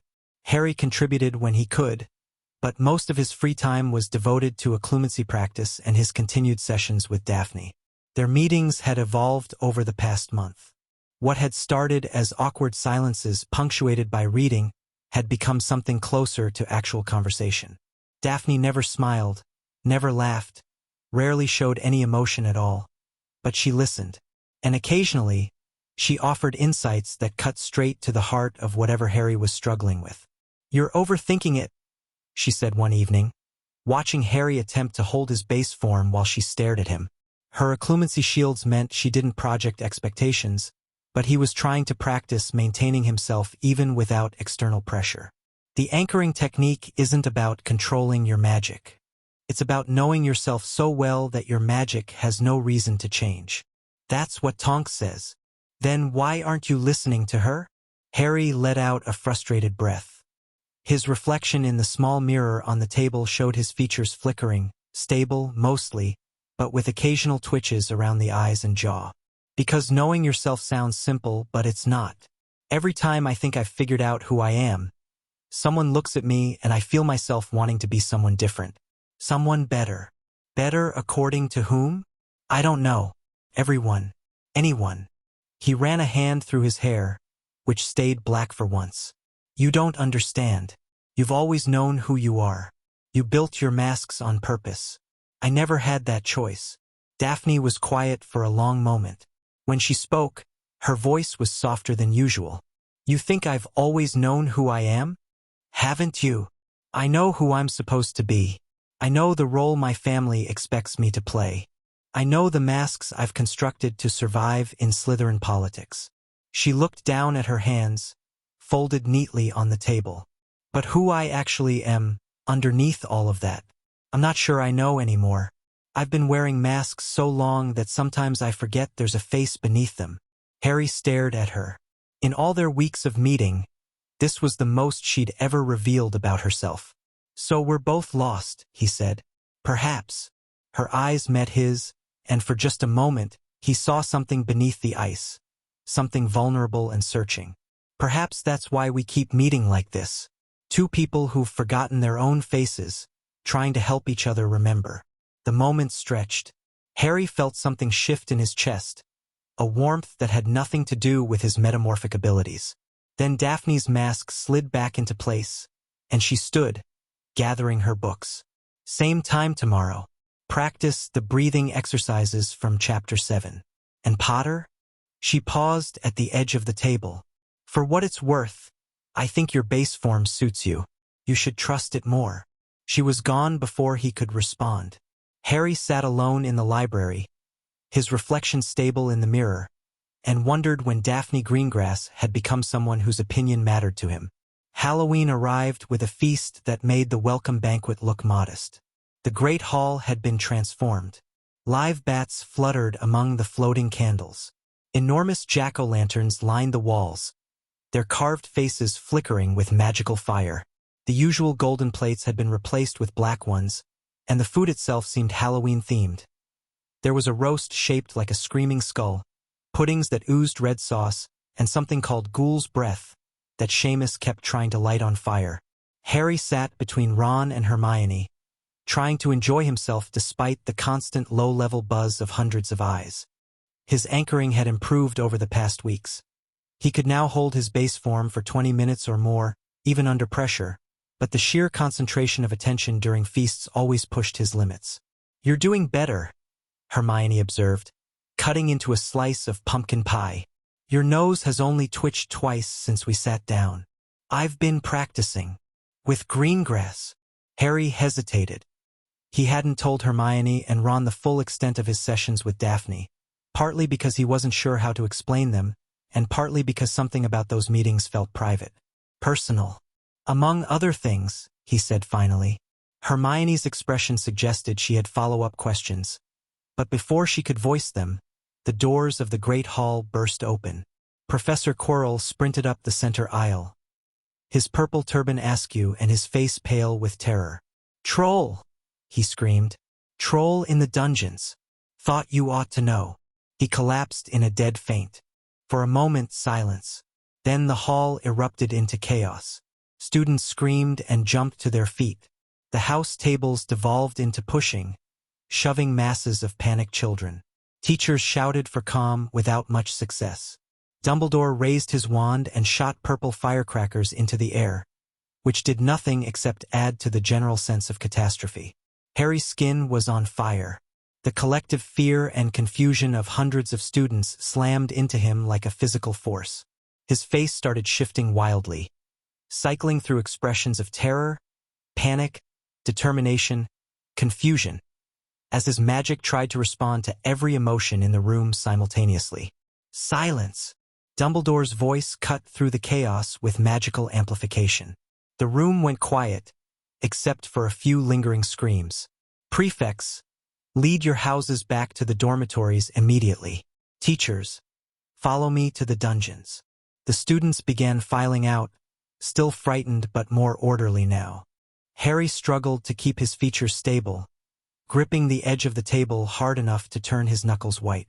Ron grabbed his arm. "Come on, we need to." "Wait." Hermione's voice was sharp. "Where's Lavender?" "She left dinner early to use the bathroom." Harry's blood went cold. "Which bathroom?" "I don't know. One of the ones in the main castle, I think. She said she wasn't feeling well." Ron's face drained of color. "The trolls in the dungeons. If Lavender's in a main floor bathroom, she might not know what's happening." They looked at each other. The sensible thing to do was find a prefect, report the situation, let the adults handle it. But there wasn't time. If the troll wasn't actually in the dungeons, if Coral was wrong or lying, Lavender could be in danger right now. We have to warn her, Harry said. Are you mental? Ron hissed. There's a troll somewhere in this castle. Which is exactly why we can't leave her alone. Harry was already moving toward the doors. Come on. If we're fast, we can check the bathrooms and get back before anyone notices we're gone. Hermione and Ron exchanged looks. Then, with matching expressions of terrified resignation, they followed. The corridor outside the Great Hall was chaos. Students streamed past in both directions, following their prefects toward various common rooms. Harry pushed against the flow, keeping his head down, trying not to draw attention. His magic was still buzzing frantically, but the anchoring exercises were paying off. He could feel the pressure of passing students' fears and expectations, but he was holding his base form through sheer stubborn will. Ground floor bathrooms first, Hermione said, catching up to him. There are 3 of them. We split up. Bad idea, Ron panted. What if one of us runs into the troll alone? Then we scream loudly and hope the other 2 hear it. They reached the first bathroom. Empty. The second one, near the charms corridor, was also empty. That left the third on the far side of the castle near the dungeons. The smell hit them first. Harry had never experienced anything like it. A combination of old socks, public toilets, and something that had died a long time ago and was very unhappy about it. Ron gagged. Hermione covered her nose with her sleeve. That's not normal bathroom smell, Ron whispered. No, Harry agreed. That's troll smell. They crept forward, wands drawn. The bathroom door was hanging off its hinges, smashed inward by something large and powerful. From inside came the sounds of crashing and grunting and screaming, high-pitched, terrified screaming. Harry didn't think. He ran. The bathroom was destroyed. Sinks had been torn from the walls. Stall doors lay scattered like playing cards. Water sprayed from broken pipes, pooling on the floor. And in the center of it all stood the troll. It was 12 feet tall, its skin a dull, rocky gray, its body lumpy and misshapen. A small head sat atop a thick neck, and it carried a massive wooden club that it was currently swinging at a cowering figure huddled in the corner.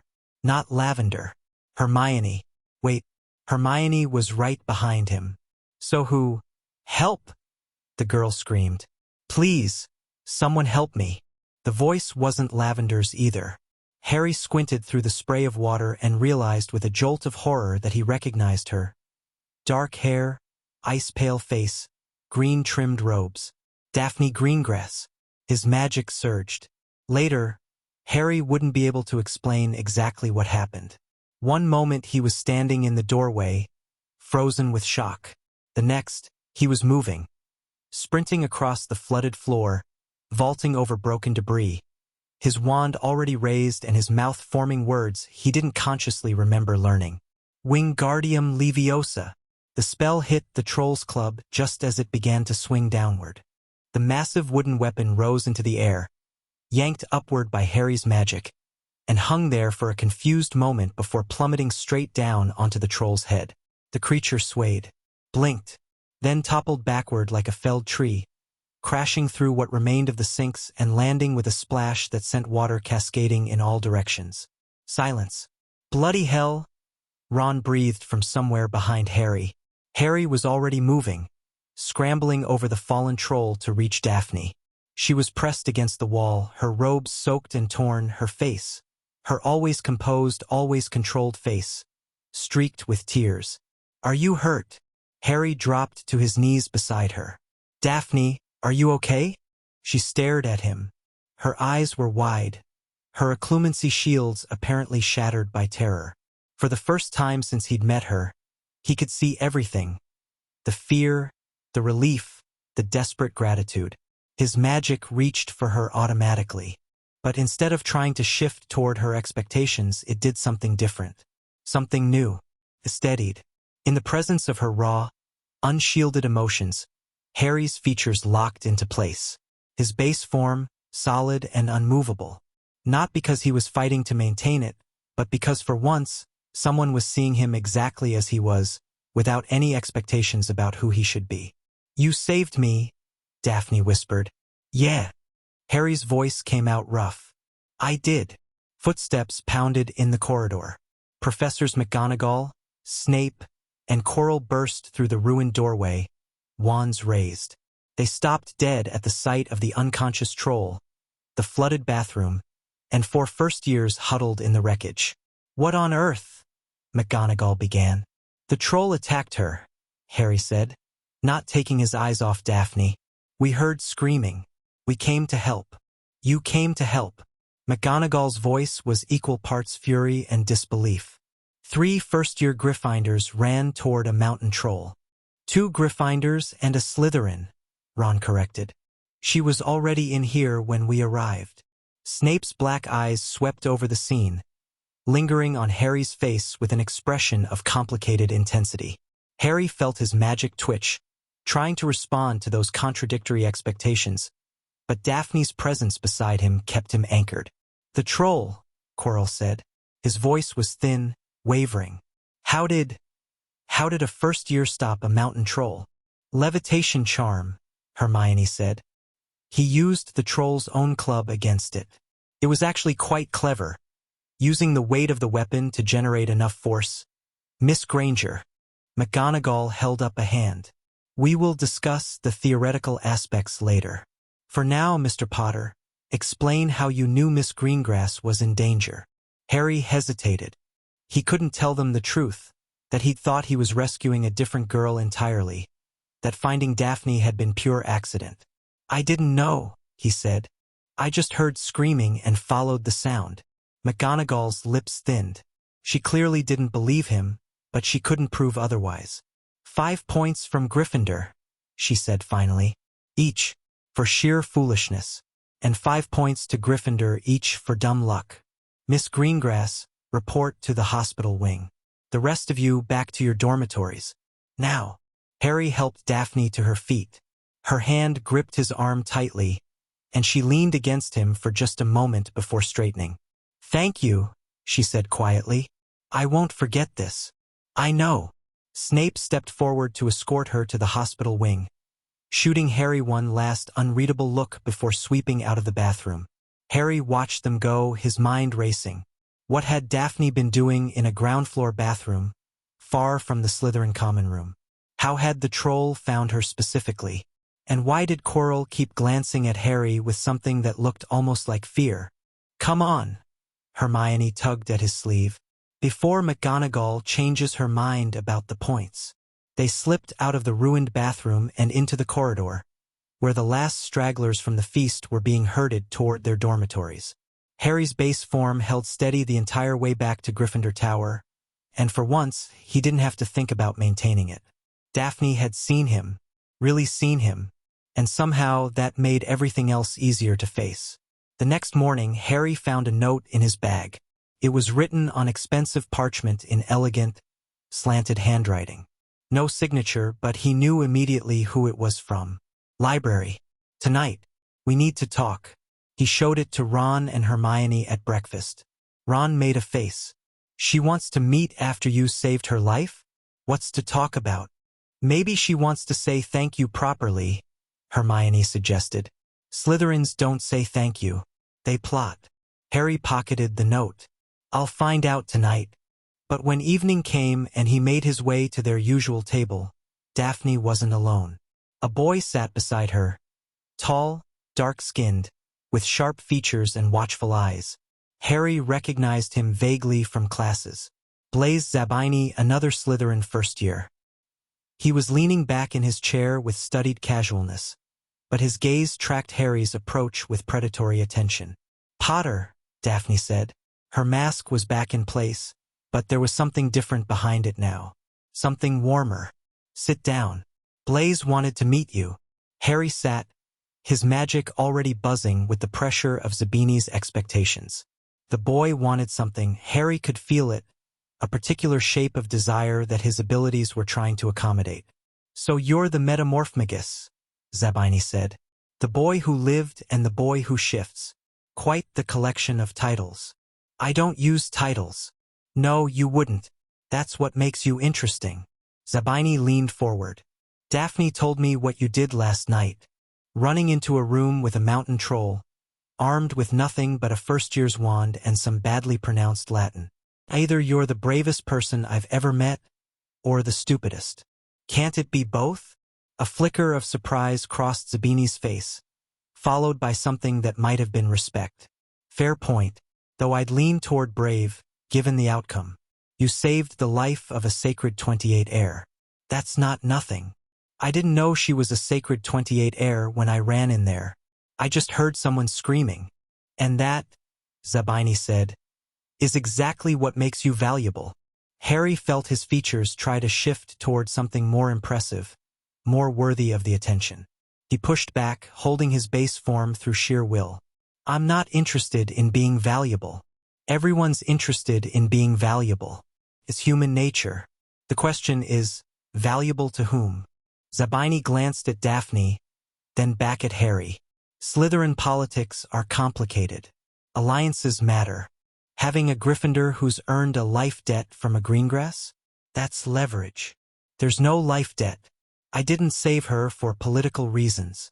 The magic doesn't care about reasons. Cares about actions. Zabini spread his hands. I'm not asking for anything, Potter. I'm just pointing out the reality. You've made an ally whether you wanted to or not. The only question is whether you're going to use that alliance or let it go to waste. Harry looked at Daphne. She met his eyes steadily, her expression giving nothing away. Is this why you wanted to meet? He asked her. To talk politics? Partially.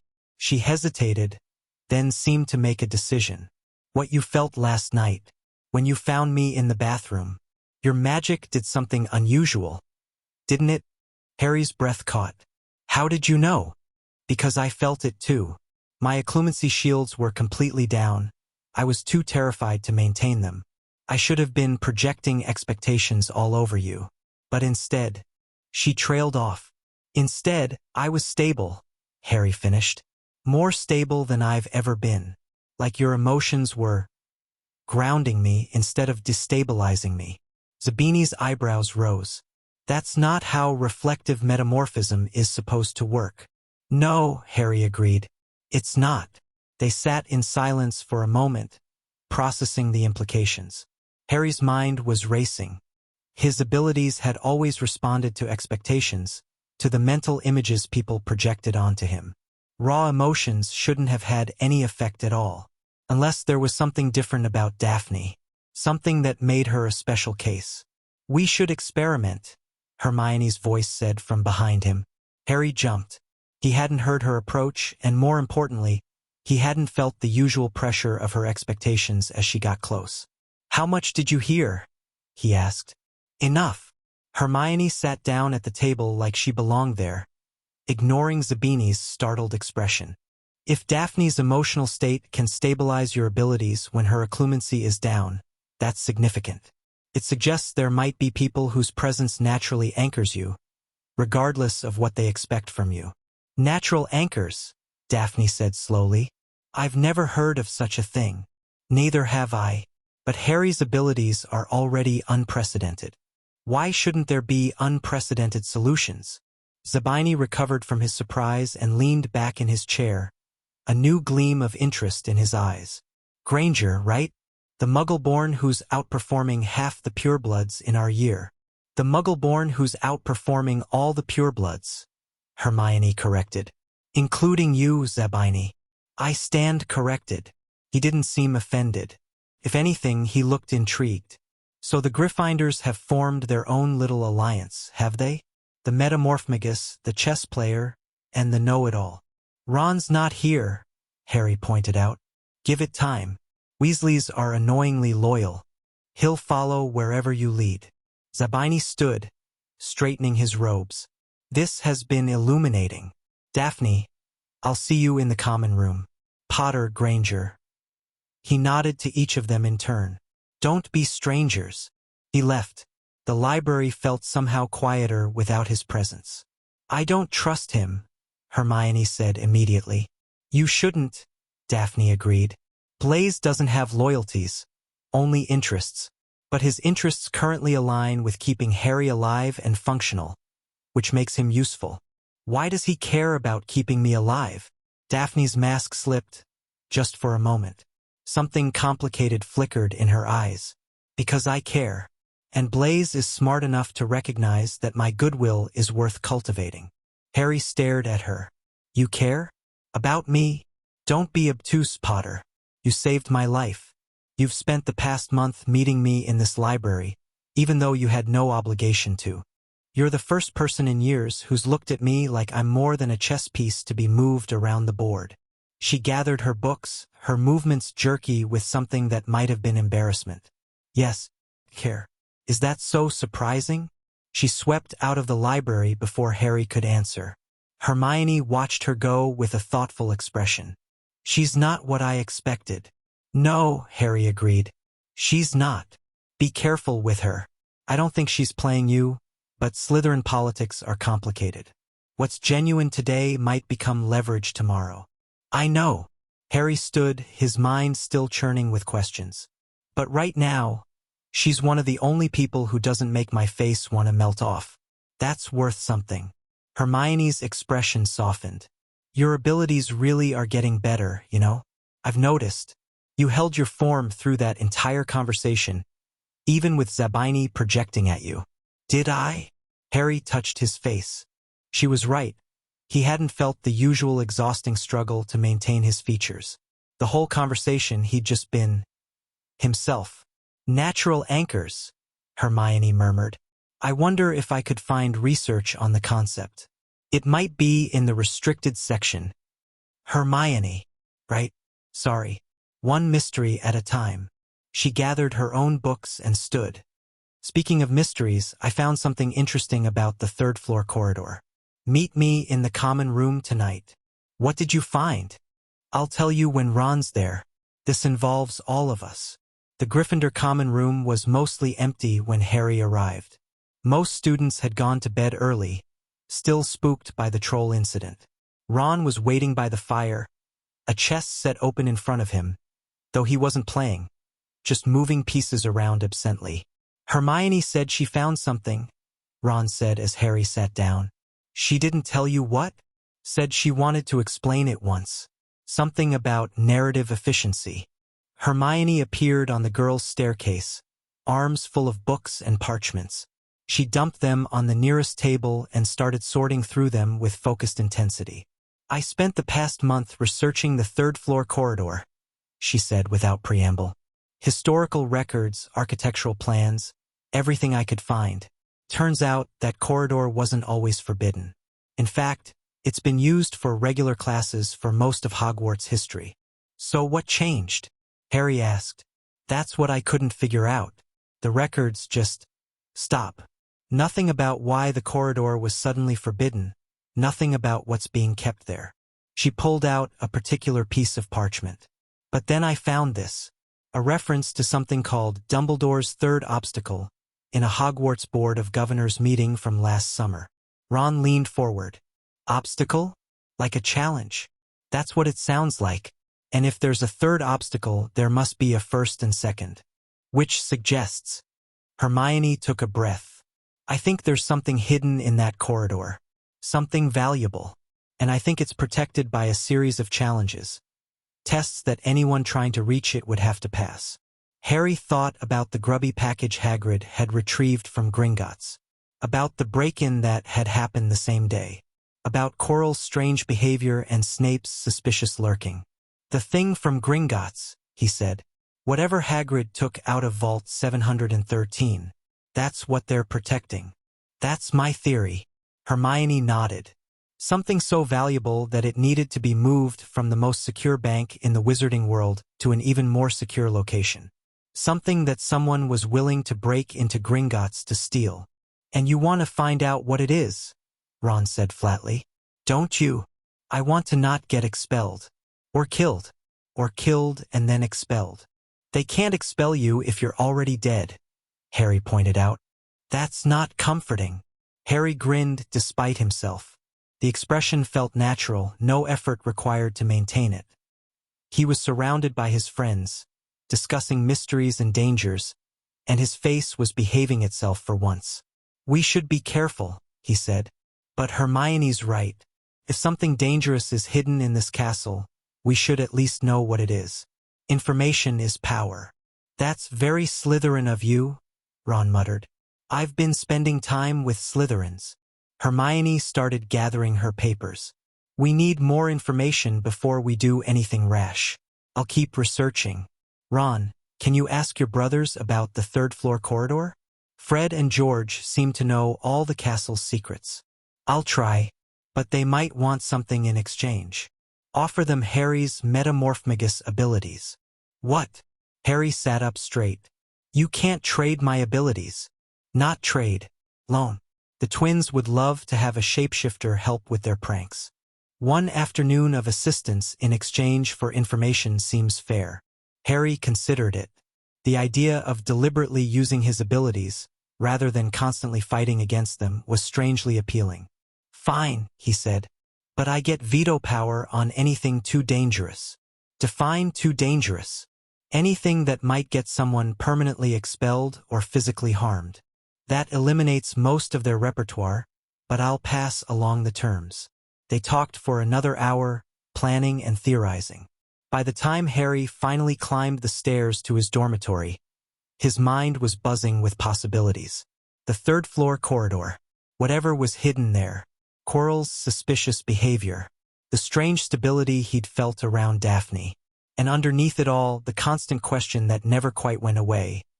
Who am I, really, when no one's watching?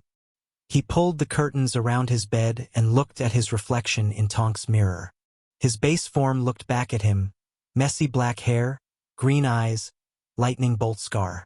I know who you are, he told his reflection. This time he almost believed it. December arrived with snow and increasingly difficult classes. Harry's control continued to improve. He could now hold his base form for most of the day, only slipping during moments of high stress or when particularly powerful expectations hit him. Professor Quirrell's defense classes remained challenging. Something about the man's contradictory desires made Harry's magic go haywire, but he'd learned to sit at the back of the classroom and avoid direct eye contact. His sessions with Tonks had progressed to active shifting, not just maintaining his base form, but deliberately changing his features and then changing them back.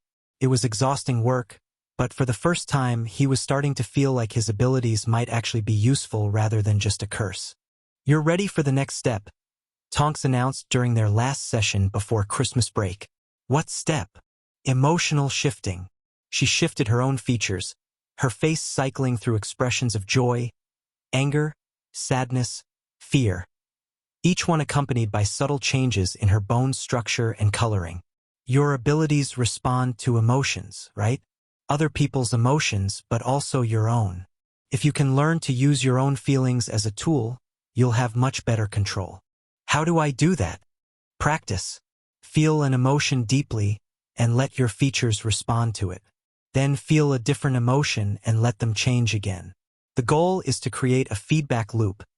Emotions driving appearance. Appearance reinforcing emotions. Harry tried it. He thought about the troll, about the moment of pure terror when he'd seen Daphne cornered. His features shifted, sharpening, hardening, becoming something fierce and protective. Good, Tonks said. Now think about something happy. Harry thought about the Gryffindor common room, about Ron's terrible jokes and Hermione's passionate lectures, about Daphne's rare almost smiles and the way her presence made his magic settle. His features softened. His eyes brightened. A smile curved his lips that felt completely genuine. Excellent. Tonks was grinning. You're a natural once you stop fighting yourself. Keep practicing over the break. And Harry? Her expression grew serious. Be careful. I've been looking into that teacher you mentioned, Quirrell. There's something off about him. I can't prove anything yet, but trust your instincts. If your magic says to stay away from him, listen. Harry nodded. He'd been thinking the same thing. The train back to London was scheduled for the next morning. Most students were going home for the holidays. Ron to the Burrow, Hermione to her parents' house. Harry would be staying at Hogwarts. The Dursleys hadn't responded to any of his letters. Not that he'd expected them to. He packed his trunk slowly, thinking about the past few months. He'd arrived at Hogwarts terrified and out of control, his face changing with every glance. Now he could hold his own through entire days. He had friends, allies, and something that felt almost like purpose. And he had questions. So many questions. A knock at the dormitory door interrupted his thoughts. Potter! It was one of the prefects, Percy Weasley, looking uncomfortable. You have a visitor. In the common room. Harry frowned. Who? She didn't give her name, just said it was urgent. He made his way downstairs, curiosity warring with caution. The common room was mostly empty. Just a few students playing chess by the fire and someone standing near the portrait hole, their features hidden by a traveling cloak. The figure turned as he approached, and Harry's magic surged with recognition before he consciously processed who he was looking at. Daphne, but different. Her usually perfect hair was disheveled, her robes wrinkled. Her occlumency shields were flickering, emotions bleeding through the cracks. Harry, her voice was tight. Something's happened. I need your help. What's wrong? It's about the third-floor corridor. I know what's hidden there. She grabbed his arm, her grip surprisingly strong. And I know who's trying to steal it. Harry's heart rate spiked. Tell me. Not here. We need to find Granger and Weasley. We need to move tonight. Daphne's eyes met his, and for once, there was no mask at all. Just fear and determination and something that looked like trust. It's the Philosopher's Stone, Harry. And Professor Quirrell is going to take it before dawn. Chapter 3. The girl who saw Say That Again, Ron demanded, his voice cracking on the last word. They were crammed into an empty classroom on the second floor.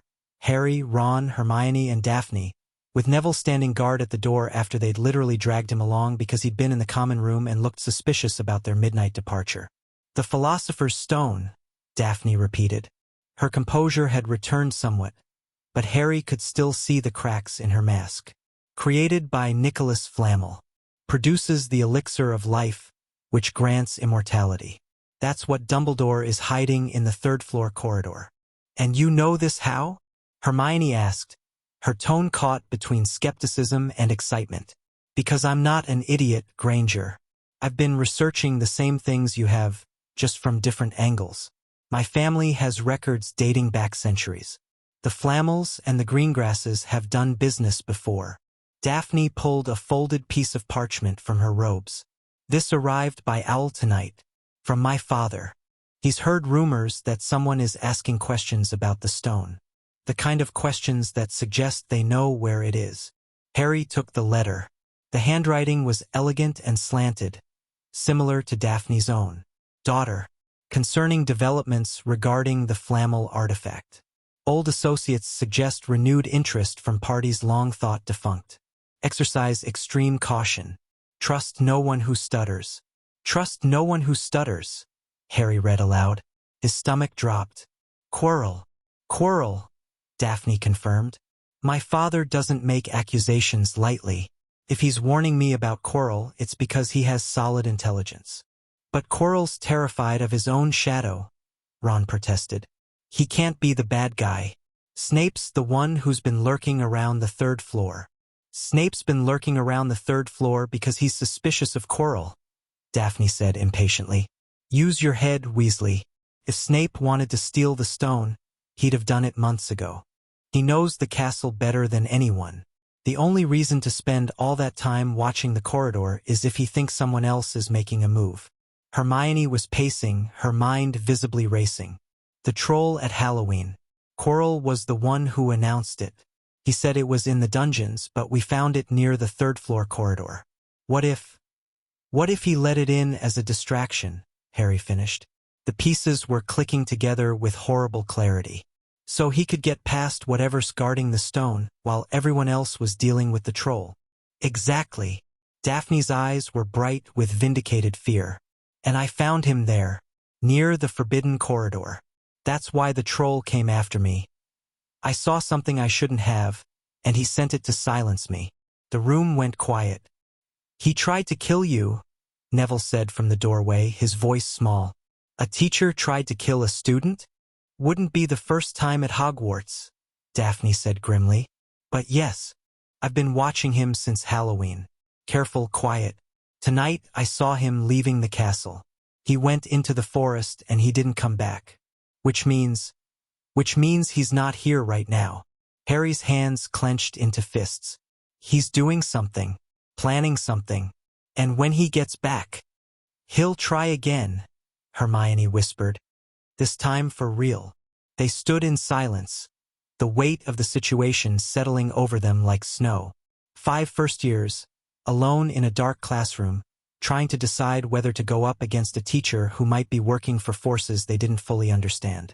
We should tell Dumbledore, Ron said finally. Dumbledore's not here. Daphne's voice was flat. He left this evening. Ministry business, according to the prefects. He won't be back until tomorrow at the earliest. McGonagall, then. And tell her what? That I have a letter from my father that implies Quirrell is suspicious? That Harry's magic feels weird around him? That we've been researching things we were explicitly told not to investigate. Daphne shook her head. She'll give us detention and lock down the corridor, and then Quirrell will just wait until the heat dies down and try again. We need proof. Harry's mind was racing. His magic was buzzing under his skin. Not the chaotic shifting of external expectations, but something else. A low, steady hum that felt almost like warning. The obstacles, he said.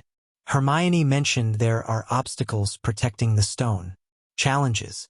If Quirrell's trying to get through them tonight, he'll leave evidence. Signs of forced entry, magical residue, something. You want to go to the 3rd floor corridor, Hermione said. It wasn't a question. I want to see what's there. If Quirrell's already made his move, we might be able to catch him in the act. If he hasn't, we can at least figure out what we're dealing with. Ron groaned. This is a terrible idea. Probably. We're going to get expelled. Possibly. Or killed.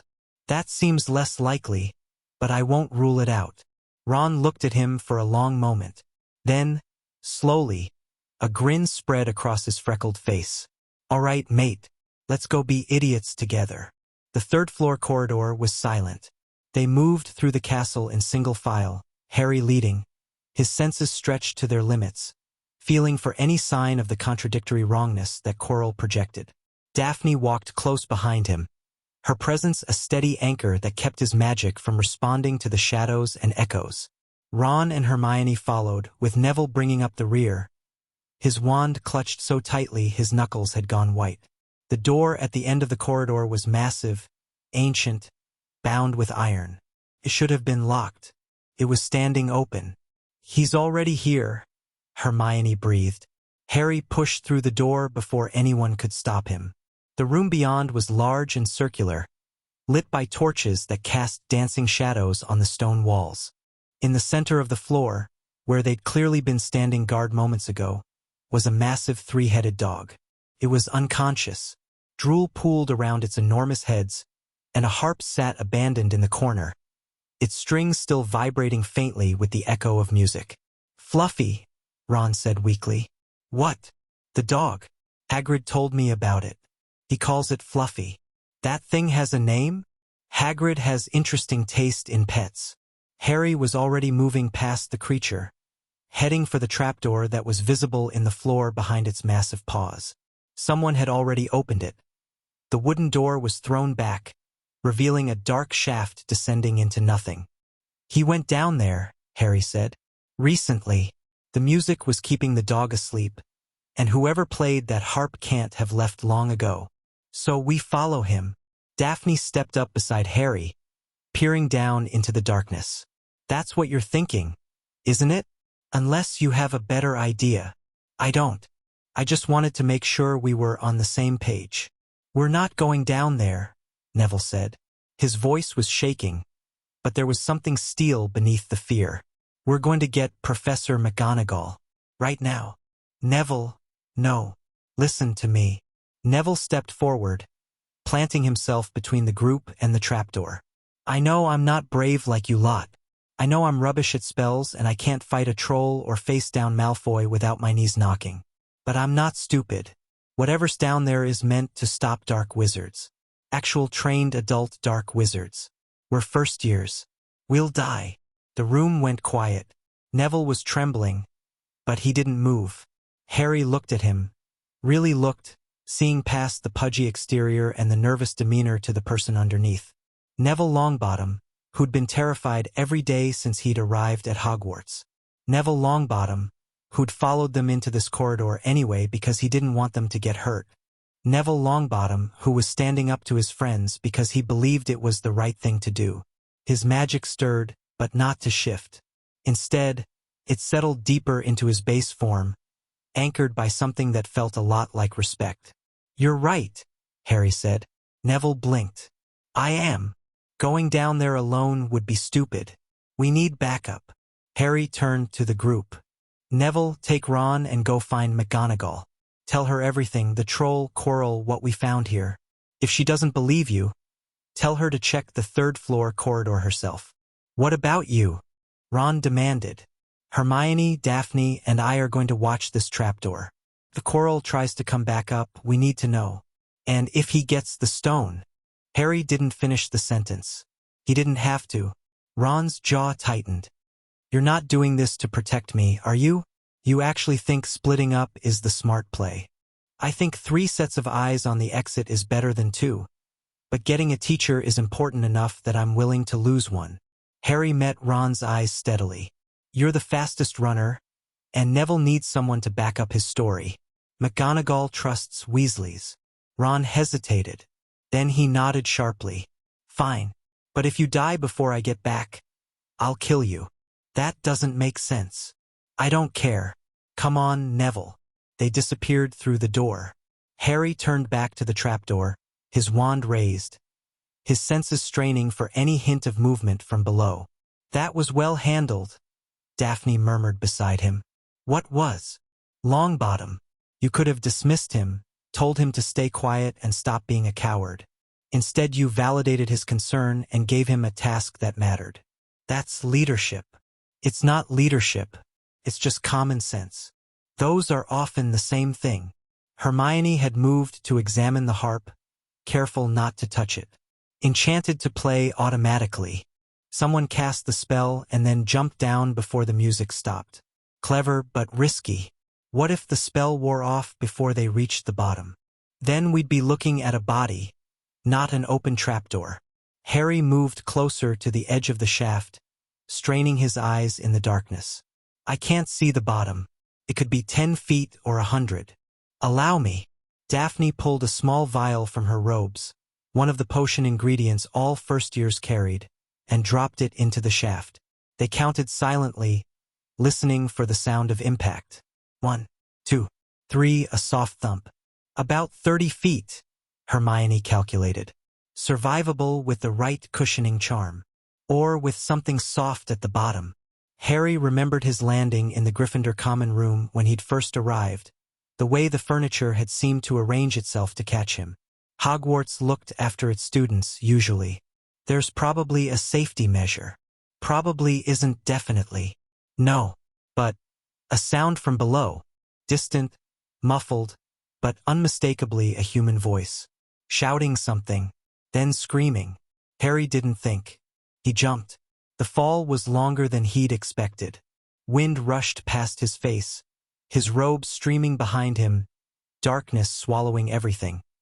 He landed on something soft, something that moved. Vines, he realized, thick ropey vines that were wrapping around his legs, his arms, his chest. "Harry!" Hermione's voice came from somewhere above him, then cut off as she presumably made her own jump. "Don't struggle," Harry gasped, forcing himself to go limp. He'd read about this in herbology, devil's snare, a plant that constricted more tightly the harder you fought against it. "It's devil's snare. You have to relax." "Relax." That was Daphne, landing somewhere to his left with a muffled curse. "It's strangling me and you want me to relax? It tightens when you fight. Just trust me. Go limp." Harry closed his eyes and forced every muscle in his body to loosen. The vines around his chest hesitated, their grip uncertain. He sank deeper into the plant, felt it probe at his stillness, then slowly begin to release its hold. He slipped through, landing hard on stone floor about 6 feet below the plant. "It worked," he called up. "Hermione, Daphne, stop fighting." A moment later, Hermione dropped through beside him, followed shortly by Daphne, who looked significantly less composed than usual. Her hair was full of plant matter and her robes were torn in several places. "I hate herbology," Daphne muttered, brushing herself off. "Noted." Harry was already moving, his wand raised, following the tunnel that led away from the Devil's Snare chamber. That screaming came from ahead. Someone's in trouble. They ran. The tunnel opened into a high-ceiling chamber filled with hundreds of flying objects. No, not objects. Keys. Enchanted keys with wings, fluttering around the room like a flock of panicked birds. On the far side of the chamber, a heavy wooden door was standing open, one key still jammed in its lock. "Someone already got through," Hermione noted. "They must have used the broom." She pointed at an ancient broomstick lying discarded on the floor. Harry barely slowed. Through the door into another chamber. This one containing an enormous chessboard, its pieces scattered and smashed as if a giant had thrown them around in a tantrum. A few pieces were still intact, including a white king that stood alone in the center of the board, its crown askew. "Wizard's chess," Daphne said. "Someone had to play their way across.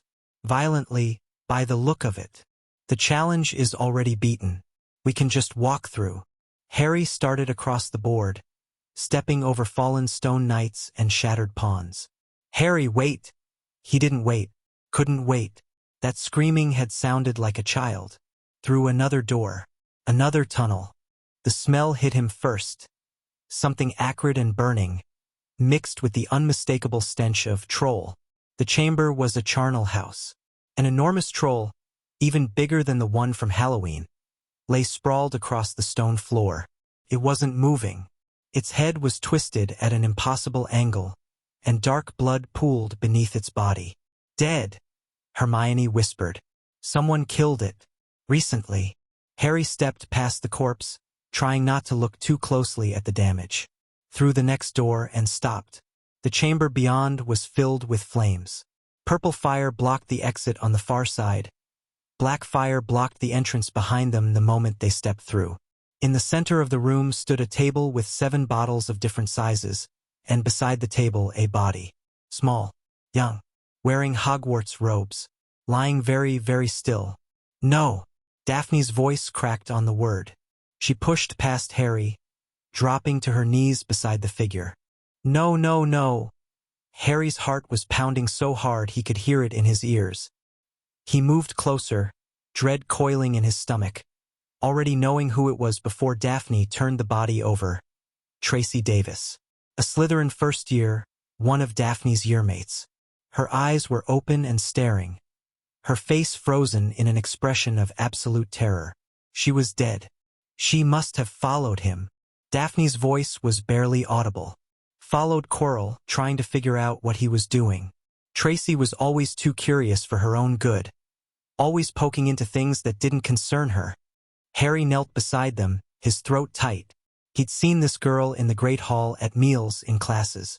He'd never spoken to her, never really noticed her. And now she was dead, killed by a teacher in a hidden chamber beneath Hogwarts. "The fire," Hermione said. Her voice was strange, distant. She couldn't solve the puzzle. She got trapped. And whoever was ahead of her, Quirrell, he must have. She didn't finish. She didn't have to. Harry stood up. His magic was churning inside him, responding to the grief and rage and fear that flooded through his veins. His features started to shift, his jaw hardening, his eyes darkening, something savage and predatory clawing its way to the surface. He didn't fight it. "Harry!" Daphne was looking at him with something like alarm. "Your face." "I know." His voice came out rough, almost a growl. "Stay here, both of you. Get her body out of here if you can." "Where are you going?" Harry turned to face the purple flames blocking the exit. On the table, 7 bottles gleamed in the firelight. A riddle, obviously. Something about the potions, one that would let you pass through the flames, the others that would do various other things. He didn't have time for riddles. Hermione, solve this. Find the right potion. Then get out of here. Harry, you can't possibly think. Quirrell killed a student, a child, because she got in his way. Harry's hands were shaking, but not with fear. I'm going to stop him. You'll die. Maybe. He looked back at them. Hermione frozen with fear, Daphne cradling Tracy's body, tears streaming down her face. But I'm not going to stand here and let him get away with this. I can't.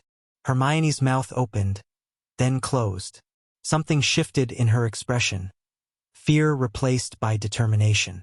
The potion puzzle will take me about 3 minutes to solve, she said. There should be enough for one person to pass through the flames. But Harry, she grabbed his arm, her grip surprisingly strong. If you face Quirrell, don't fight him directly. Use your abilities. Become what he expects, then be something else. Surprise him. Harry nodded. It was good advice. Daphne rose from Tracy's body, her face streaked with tears, but her eyes burning cold. Potter, when you find him, make him suffer. Harry didn't answer. He just waited while Hermione worked through the puzzle, her wand tracing patterns in the air as she deciphered the logic. 2 minutes and 40 seconds later, she pressed a small black bottle into his hand. Enough for one, she said. The flames will feel cold at first, then hot, then cold again. It'll hurt, but you'll survive. Harry drank. The potion tasted like ice water and lightning. He walked into the purple flames. The final chamber was nothing like what Harry had expected. No traps, no monsters, just a large circular room with a single object in its center, a mirror. Tall, ornate, with a golden frame inscribed with words that Harry couldn't quite make out from the doorway. And standing before the mirror, his back to Harry, was Professor Quirrell. Without his turban, the back of Quirrell's head was wrong. Twisted. Somehow, like something was pushing against the skull from inside. Harry's magic screamed a warning. Every instinct he'd developed over the past months telling him to run, to hide, to become someone else. He held his ground. I wondered when you'd arrive, Potter. Quirrell's voice was different, stronger, clearer. No trace of the nervous stammer that had marked every interaction Harry had had with the man. Slowly, the professor turned around. Harry's breath caught. Quirrell's face was pale and drawn, but there was nothing wrong with it. No visible signs of the wrongness Harry's magic had always sensed. The wrongness was coming from somewhere else, from someone else. So, said a second voice, high and cold and coming from somewhere behind Quirrell's head. We meet at last. Harry Potter. Quirrell finished his turn, revealing what had been hidden by the turban. A face pressed into the back of his skull. Chalk white, with red eyes and slits for nostrils. A face that Harry had seen in nightmares, in memories that weren't quite his own, in the flash of green light that had killed his parents. Voldemort. You know me, the face said. It wasn't a question. I know what you are. Harry's voice came out steadier than he felt. His features were locked in place, anchored by the sheer force of will he'd been developing all year. You're the thing that killed my parents. The thing. Voldemort's lipless mouth twisted into something like a smile. How very impersonal. I expected more emotion from the boy who lived. Harry's magic surged. The face was projecting expectations at him. Powerful, invasive, demanding that he shift into something small and frightened and easily destroyed. He pushed back with everything he had, holding his base form through sheer stubborn determination. You expected me to cower, Harry said. To beg. To give you whatever you want. I expected you to be useful. Voldemort's red eyes narrowed. The Metamorphmagus ability is rare and valuable. Under proper direction, you could be an asset. A tool. I'm not a tool. Everyone is a tool, boy. The only question is who holds the handle. Voldemort's gaze shifted to the mirror behind him. I find myself at an impasse. This mirror contains the stone, but it refuses to give it to me. I see myself with it, holding it, using it, but the vision never becomes reality. Then maybe you're not meant to have it. Perhaps. Or perhaps I simply need the right catalyst. Voldemort's eyes returned to Harry. Come here, boy. Look into the mirror. Tell me what you see. Harry didn't move.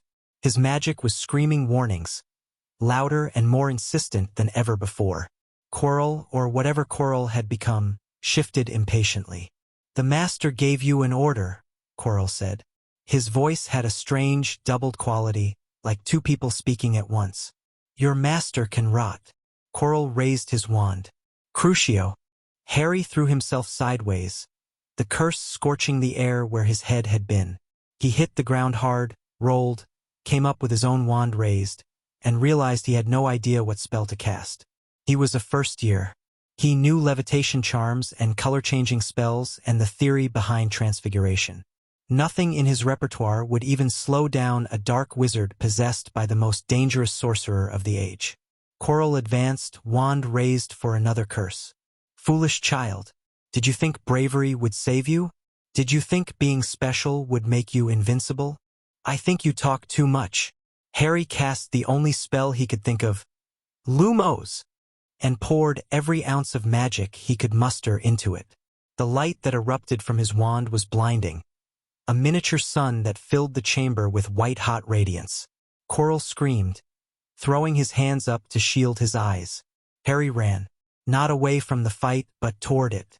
He closed the distance between them in 2 steps, grabbed Quirrell's wand arm with both hands, and something happened. The moment his skin touched Quirrell's, the man began to scream. Not from pain exactly, or not just from pain. It was the sound of something breaking, something tearing, something being destroyed from the inside out.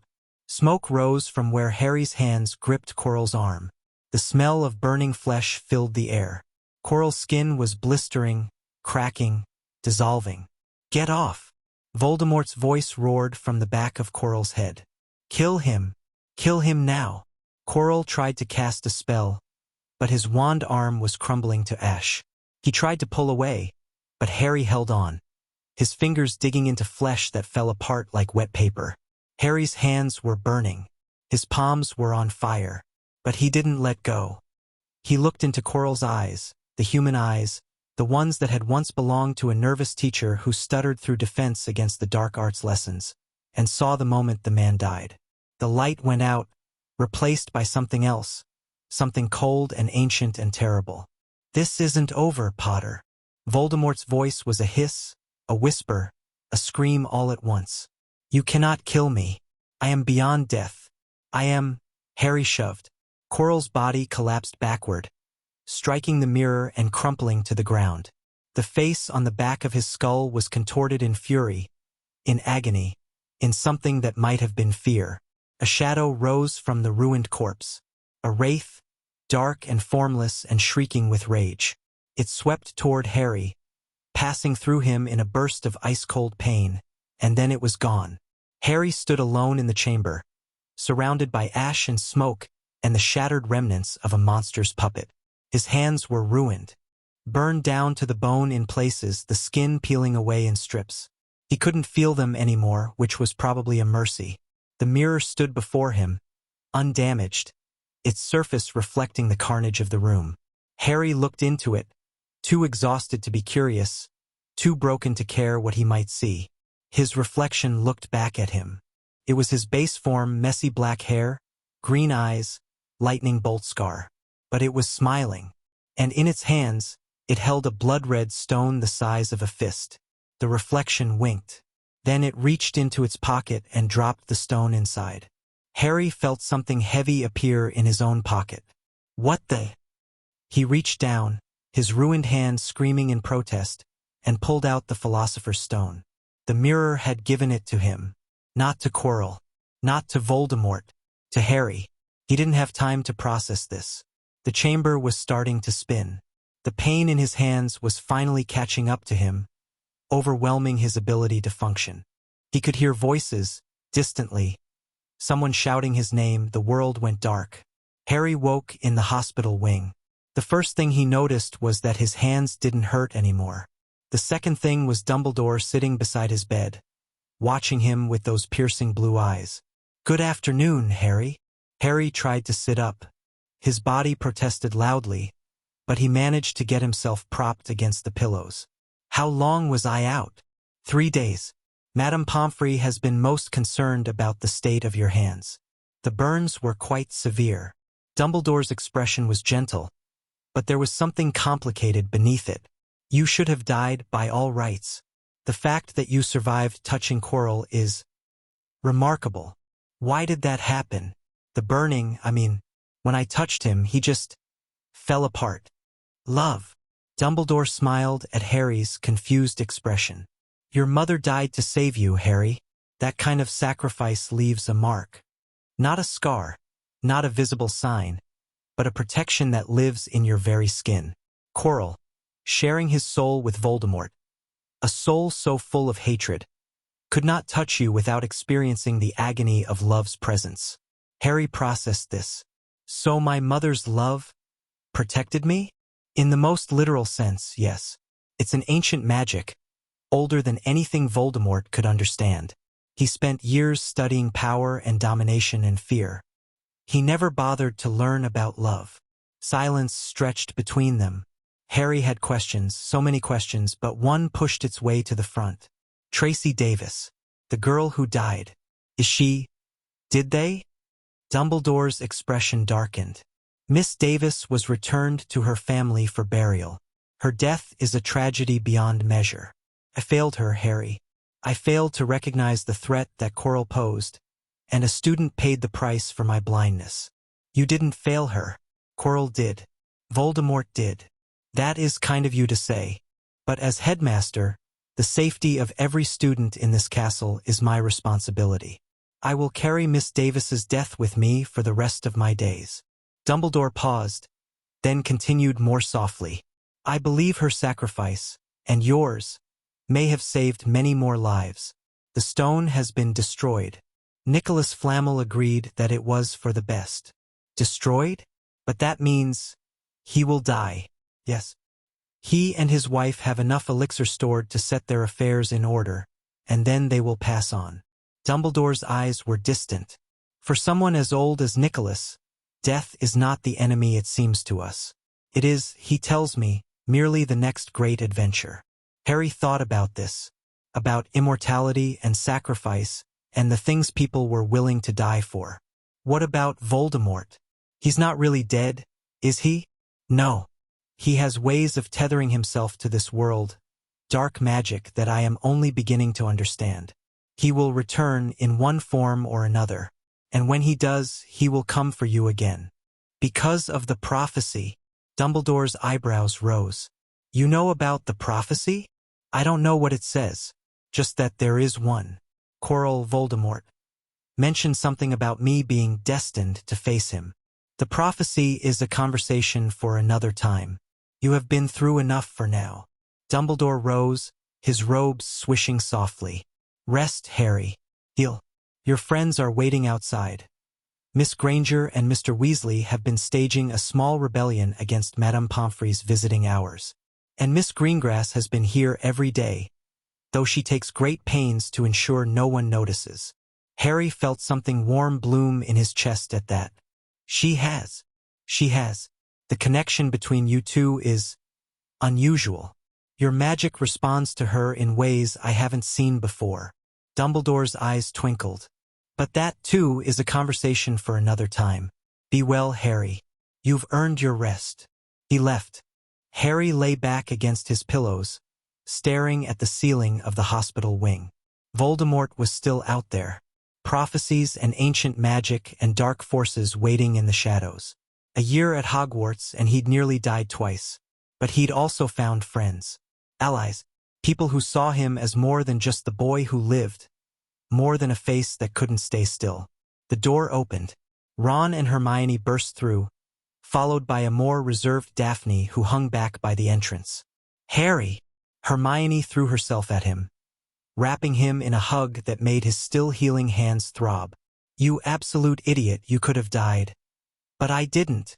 That's not the point. Ron clapped him on the shoulder, grinning through obvious relief. Mate, you killed a teacher. That's got to be some kind of record. I don't think I killed him. I think I just broke him. Voldemort did the actual killing.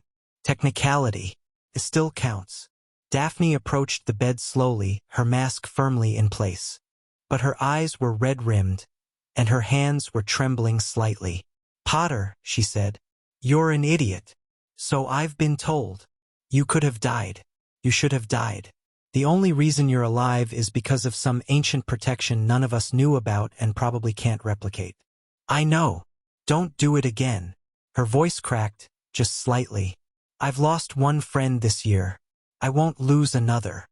Harry reached out with his bandaged hand and took hers. Her occlumency shields were down again. Not from terror, this time, but from exhaustion and grief. He could feel her emotions flowing into him, and instead of destabilizing his magic, they grounded him. "I'll try," he said, "but I can't promise anything. Not with Voldemort out there. Then we'll face him together." Daphne's grip tightened. "All of us. No more running off alone to be heroes. Deal." Ron and Hermione exchanged looks. Something had shifted between Harry and Daphne, something they didn't fully understand but could clearly see. Ron raised an eyebrow questioningly, and Hermione gave a tiny shrug. The door opened again.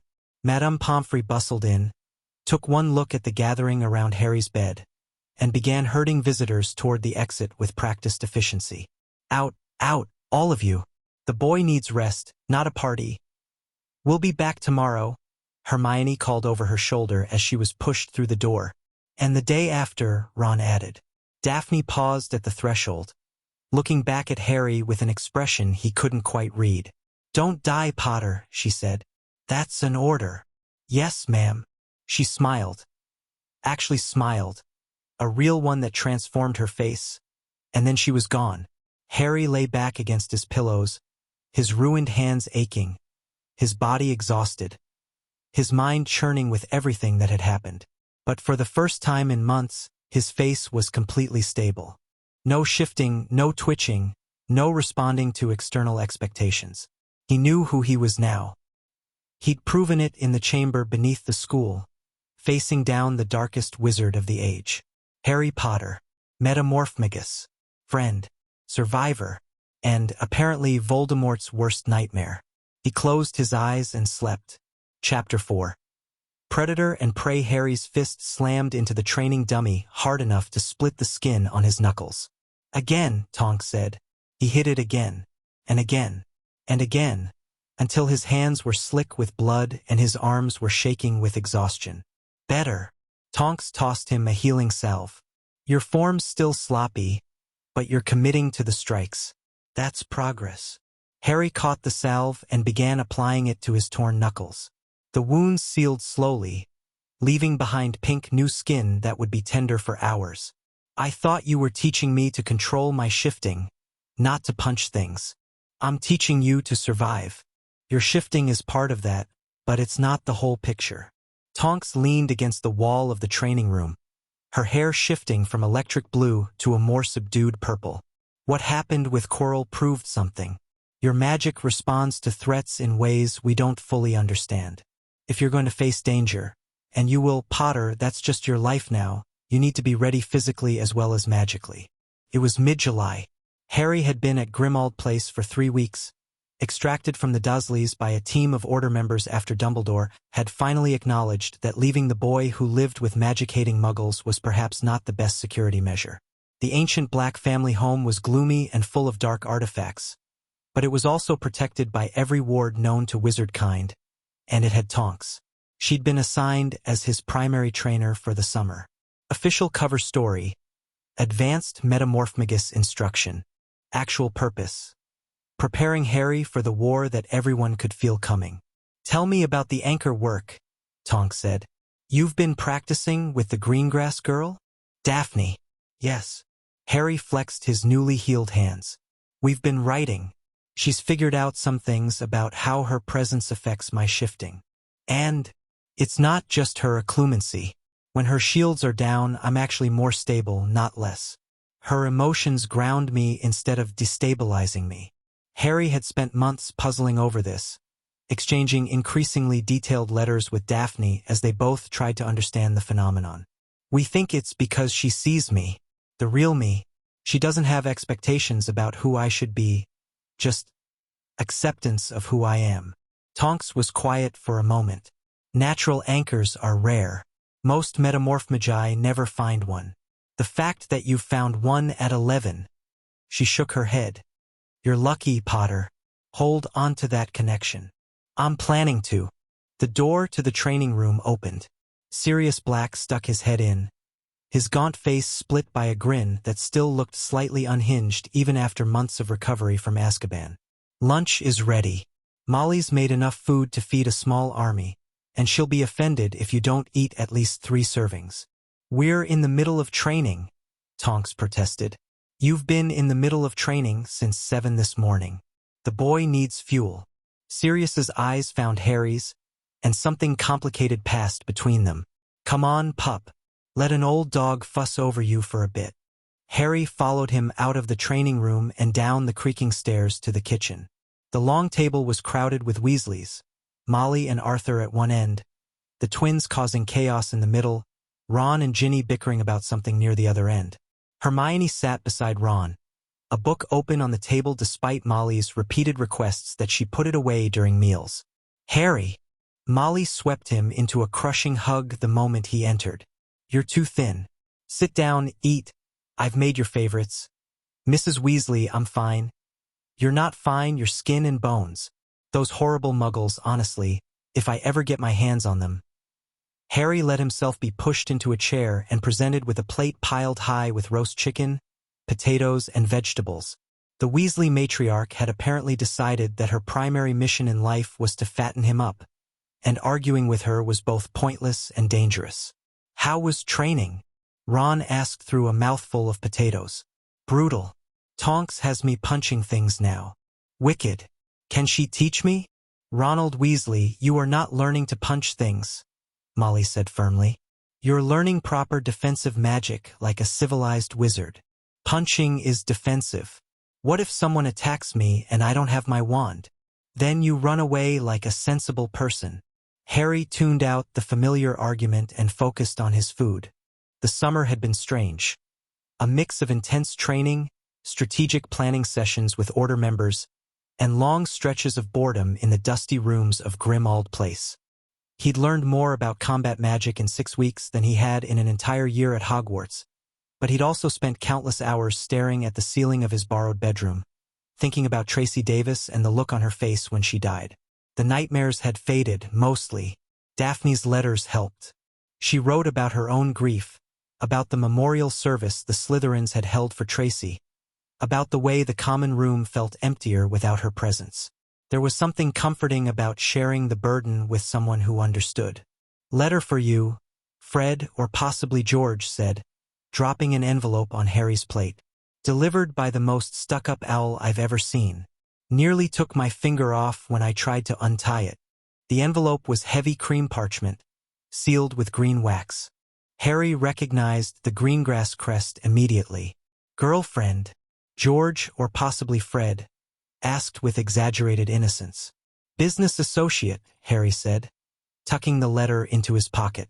He'd learned not to read Daphne's letters in front of the Weasleys. Their good-natured teasing about his Slytherin friend had gotten old quickly. Sure, business associate. That's why you're blushing. I'm not blushing. You are a bit, Hermione said, not looking up from her book. Your cheeks have gone pink. That's from training. Training ended 10 minutes ago. Harry gave up and focused on his chicken. The letter burned a hole in his pocket for the rest of the meal. He read it that night, sitting by the window of his bedroom with moonlight streaming across the parchment. Harry, I hope this letter finds you well. Summer at Greengrass Manor has been tedious in the extreme. Endless social obligations, careful political maneuvering, the usual pure-blood nonsense. Father has been particularly overbearing since Tracy's death, convinced that associating with you has put me in danger. He's not entirely wrong, but that doesn't make his hovering any less irritating. The reason for this letter is twofold. First, I've made progress on our research. I found references to empathic anchoring in one of Mother's old journals. She was interested in Metamorphmagi before she married Father.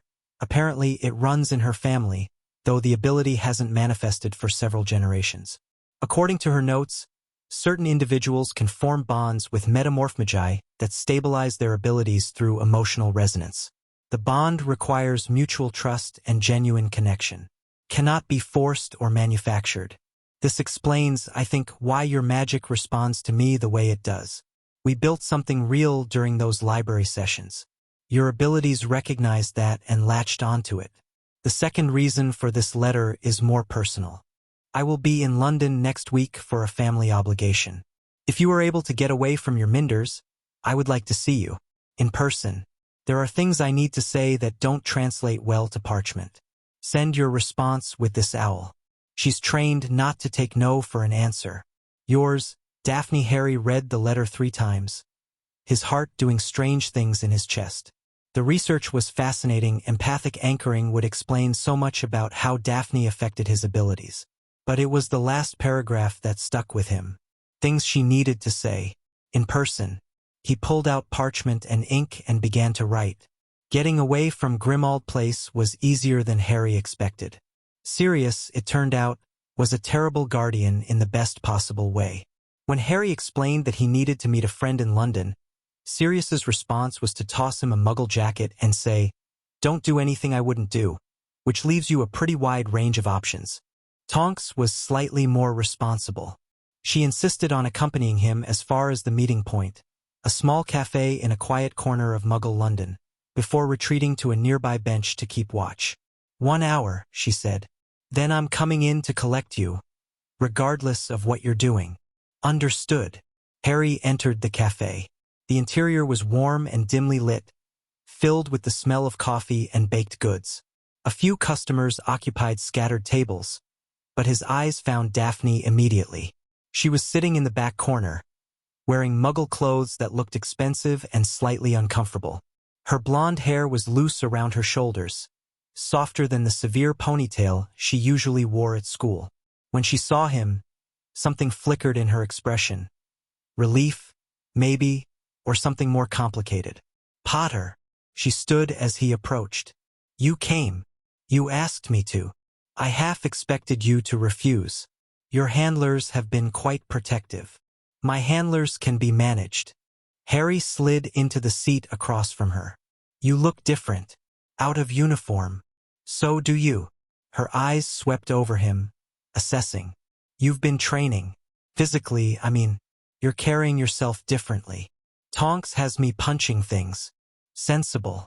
Given your tendency to run toward danger rather than away from it. A waitress approached, and they ordered tea for Daphne, coffee for Harry. The mundane ritual of it felt strange, almost surreal. The last time they'd been in the same room, they'd been surrounded by corpses and chaos. You said there were things you needed to tell me, Harry said once the waitress had retreated. In person. Daphne was quiet for a moment, her fingers tracing patterns on the tablecloth. When she spoke, her voice was lower than usual. I've been having nightmares. About Tracy. About the chamber. About what might have happened if you hadn't come. I have nightmares too. I know. I can see it in your letters even when you don't say it directly. She looked up, meeting his eyes. But that's not what I needed to tell you. Or not the whole of it. Then what? I've been analyzing what we have. This connection. The way your magic responds to me. She took a breath.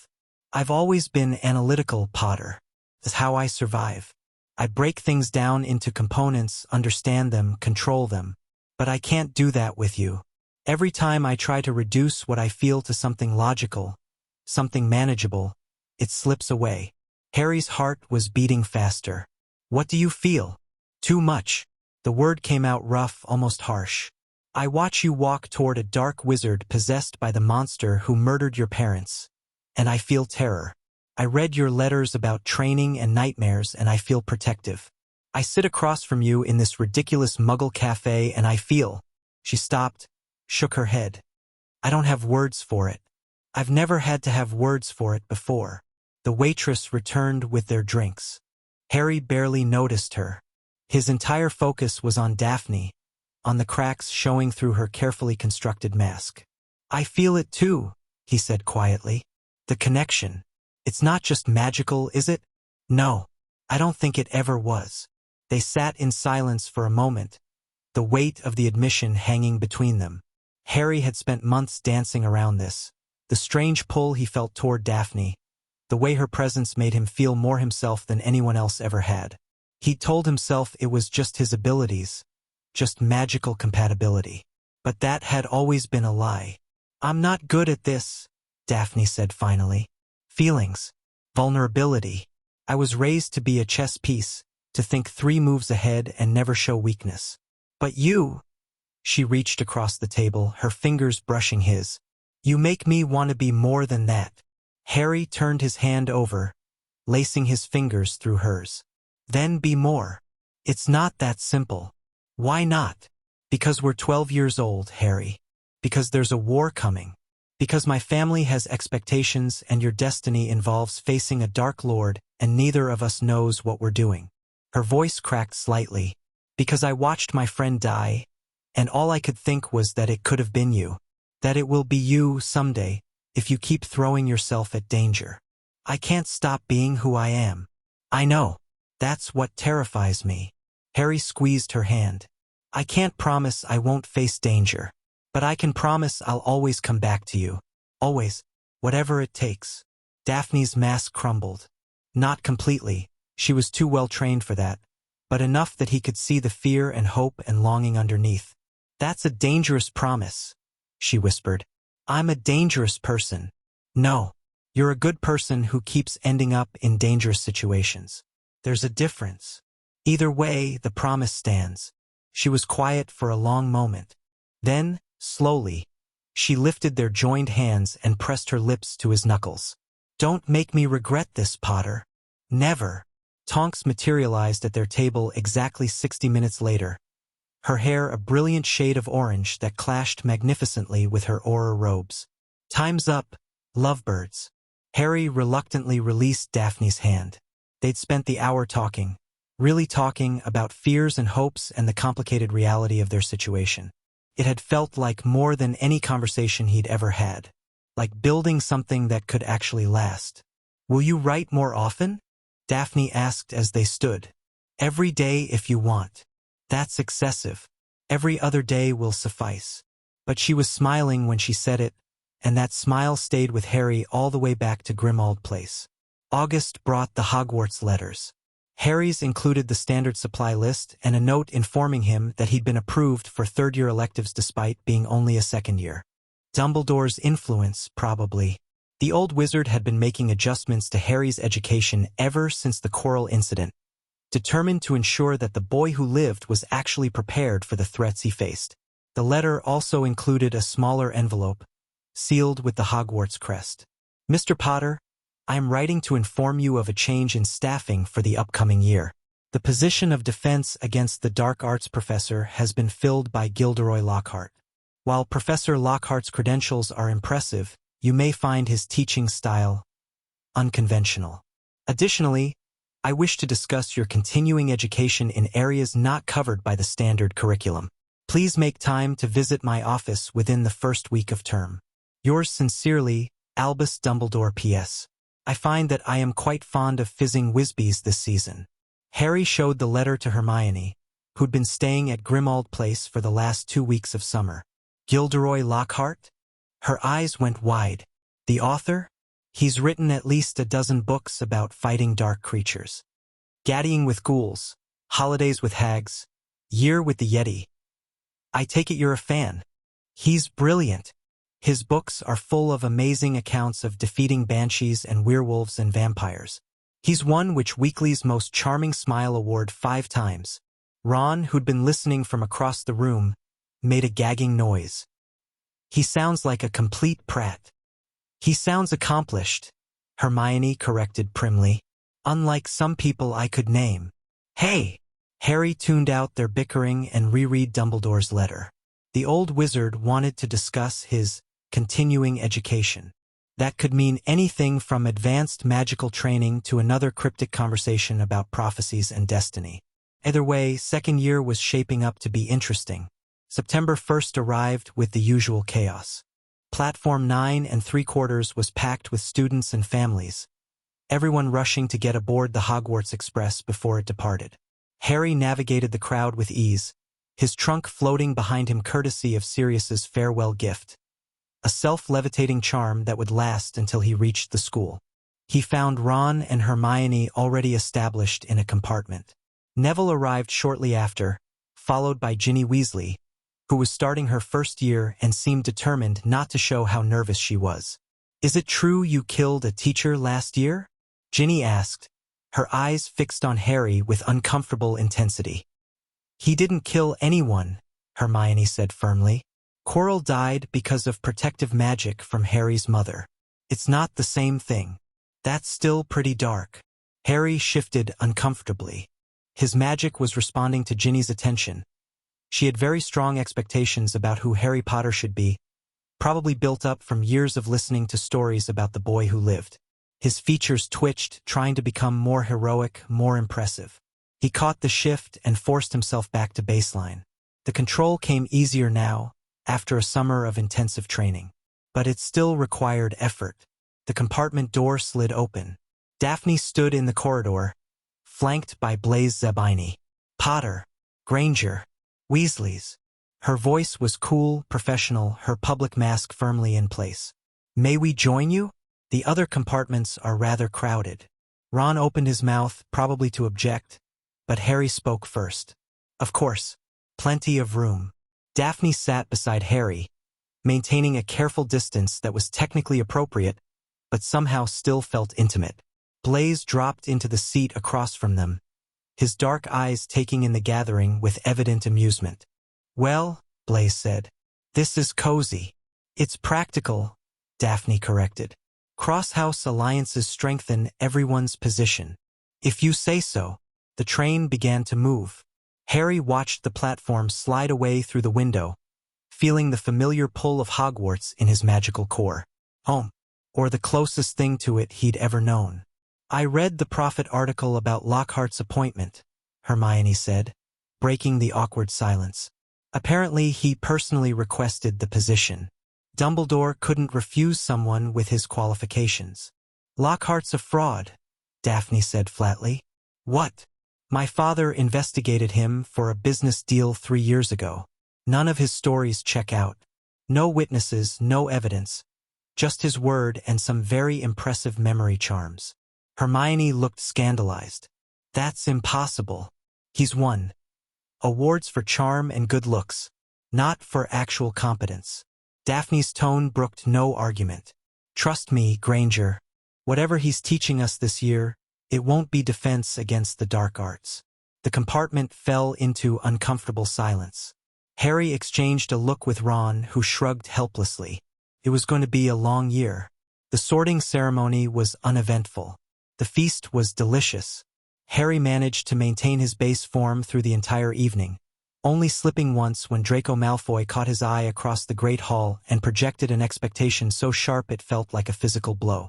But it was afterward, when the students were filing toward their common rooms, that things got interesting. "Potter," Professor McGonagall's voice cut through the crowd. "The headmaster wishes to see you." Harry followed her through the familiar corridors to the stone gargoyle that guarded Dumbledore's office. "Fizzing Whizbees," McGonagall said crisply, and the gargoyle sprang aside. The spiral staircase deposited him in front of Dumbledore's door. He knocked once and entered. The headmaster's office was exactly as Harry remembered, cluttered with silver instruments, lined with portraits of former headmasters, dominated by Fawkes the Phoenix perched on his golden stand. Dumbledore sat behind his desk, looking older than Harry remembered, his blue eyes shadowed by something that might have been weariness or concern. "Harry, thank you for coming. Please sit." Harry sat. "I trust your summer was productive? Nymphadora speaks highly of your progress. She's been a good teacher." "Indeed. She is quite fond of you, I think. As are many people." Dumbledore steepled his fingers. "Which brings me to the purpose of this meeting. I have concerns, Harry, about your safety, about events that may unfold in the coming months. Voldemort, perhaps, or perhaps something else entirely." Dumbledore reached into his desk and withdrew a small black diary, its cover worn and unremarkable. This object was found among the possessions of a first-year student during the summer. The family thought nothing of it, just an old blank diary. But when one of our operatives examined it, they discovered something troubling. He slid the diary across the desk. Harry looked at it without touching it, some instinct warning him away. "What is it?" "We believe it to be a Horcrux." The word meant nothing to Harry. "A what?" "A piece of a soul, separated from the whole and hidden in an object. It is the darkest of magic, Harry. The creation of a Horcrux requires murder, the ultimate violation of the natural order. And this particular Horcrux, we believe, belongs to Tom Riddle." "Voldemort." "Yes." Dumbledore's expression was grave. "Tom Marvolo Riddle, before he became Lord Voldemort. This diary contains a piece of his 16-year-old self. If activated, it could possess whoever writes in it. It could restore him to a form of life." Harry's stomach turned. Where did it come from? That is the troubling part. The student who possessed it was Ginny Weasley. Her father believes it was slipped into her cauldron during a confrontation with Lucius Malfoy in Diagon Alley last summer. The implications hit Harry like a punch to the gut. Malfoy tried to give Ginny a piece of Voldemort's soul? It appears so. Whether Lucius knew what he possessed, we cannot say. But the intent was clearly to cause harm. Dumbledore picked up the diary, turning it over in his long fingers. "I have destroyed this Horcrux, but the fact of its existence raises questions." "What kind of questions?" "The kind I am not yet ready to answer. Suffice to say that Tom Riddle may have taken steps to ensure his survival beyond anything we previously understood." Dumbledore set the diary aside. "I tell you this, Harry, because you have earned the right to know. Because you faced Tom once and survived. And because, when the time comes, you will need to face him again. The prophecy. Always back to the prophecy. Am I going to find out what that prophecy actually says?" Dumbledore was quiet for a long moment. When he spoke, his voice was heavy. "Soon. When you are ready. For now, know this. You are not alone in this fight. You have allies, friends, people who care about you deeply. Lean on them. Let them help you. I'm trying. I know you are." Dumbledore smiled, but it didn't reach his eyes. "That is what gives me hope." The first week of classes confirmed Daphne's assessment of Lockhart. The man was a disaster. His lectures consisted entirely of dramatic readings from his own books, punctuated by anecdotes about his incredible adventures that contradicted each other in obvious ways. When he attempted to demonstrate defensive spells, they invariably backfired. The classroom had been invaded by Cornish pixies on the second day, and Lockhart had fled, leaving the students to deal with the chaos. "He's not just incompetent," Hermione said, her tone bewildered. "He's actively dangerous. How did Dumbledore hire him?" "Limited options," Harry guessed. "The defense position is supposedly cursed. Not many qualified candidates want to risk it." They were sitting in the library, ostensibly studying, actually comparing notes on their various classes and the political situation within the school. Daphne sat across from them, having joined their study group after what she called a practical reassessment of social priorities. "The curse is real, by the way," Daphne said without looking up from her potions essay. "My grandfather traced it back to Voldemort. He was refused the position by Headmaster Dippet and later by Dumbledore. No defense professor has lasted more than a year since. That's been going on for decades," Hermione said.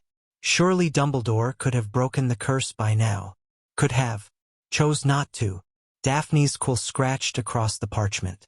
"Breaking it would require understanding how it was cast, which would require understanding Voldemort's magic.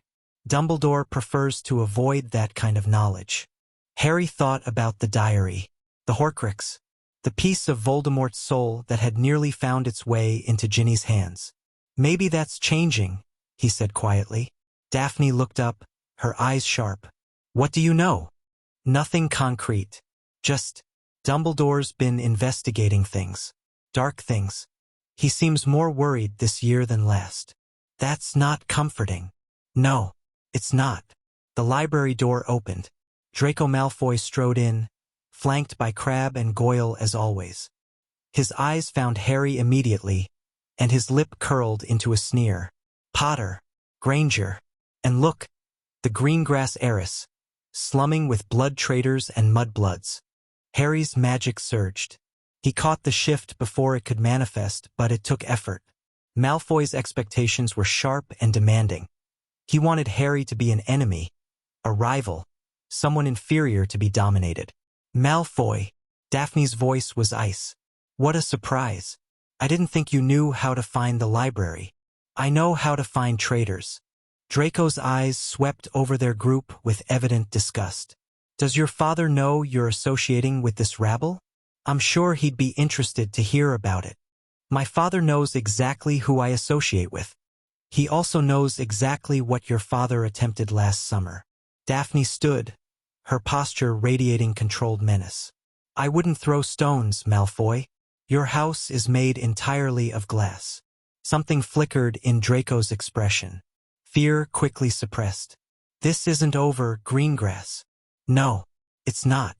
Malfoy retreated with as much dignity as he could muster, his goons following like confused dogs. Harry watched him go, his mind racing. What was that about?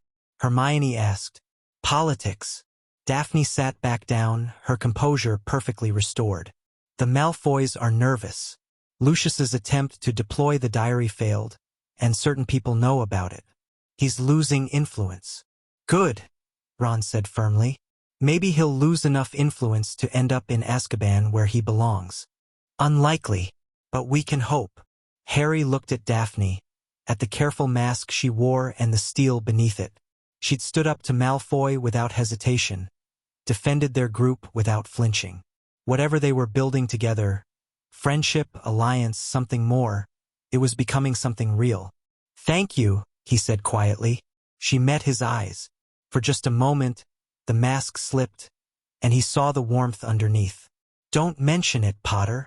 October brought Halloween, and with it, the anniversary of Tracy's death. Harry found Daphne in an empty classroom on the 4th floor, sitting by the window and staring at nothing. Her occlumency shields were down, her emotions raw and bleeding. I thought I'd be over it by now, she said without looking at him. It's been a year. That should be enough time. It's not. Harry sat beside her, close enough to touch but not quite. Grief doesn't follow schedules. I know. She took a shaky breath. She was my first real friend. Before you, before Blaze. Tracy was the one who saw through my masks and liked me anyway. And I couldn't save her. Neither could I. You tried. You ran toward a mountain troll, toward Voldemort himself. You nearly died trying to stop it. Daphne finally turned to look at him. Her eyes were red-rimmed, her face pale. I ran away. I hid in a bathroom while she died. You were 11. You were terrified. That's not cowardice, that's survival. Is there a difference? Yes. Harry reached out, took her hand. Cowards don't feel guilty about running. They justify it, rationalize it, convince themselves they had no choice. You've spent a year torturing yourself over something that wasn't your fault. That's not cowardice. That's caring too much. Daphne's mask crumbled completely. She leaned into him, her head resting on his shoulder, her body shaking with silent sobs. Harry held her. He didn't say anything else. There was nothing else to say. He just let her grieve, let her feel the pain she'd been holding back for months, let her know she wasn't alone. They sat like that for a long time, as the sun set outside the window and the castle grew quiet around them. Eventually, Daphne pulled back. Her face was tear-streaked, her hair disheveled, her mask completely gone. Thank you, she whispered. Always. She kissed him. It was soft and brief and tasted like salt and something sweeter underneath. When she pulled back, her eyes were searching his face for a reaction. Harry smiled. Finally. Finally. I've been waiting for you to do that since the summer. A surprised laugh escaped her. You could have made the first move. I wanted you to be ready. I'm ready now. She kissed him again. Longer this time, and Harry's magic sang in response. Not shifting, not changing, just resonating with the connection between them. strengthening the anchor that had been building since their first meeting in the library. When they finally separated, Daphne's mask was still gone, but she was smiling. "We should probably get back," she said. "People will talk. Let them. Easy for you to say. You're the boy who lived. I'm the Slytherin Ice Queen who's been fraternizing with Gryffindors." But she was still smiling. "My reputation is about to take an interesting turn." "Good. You deserve better than that mask."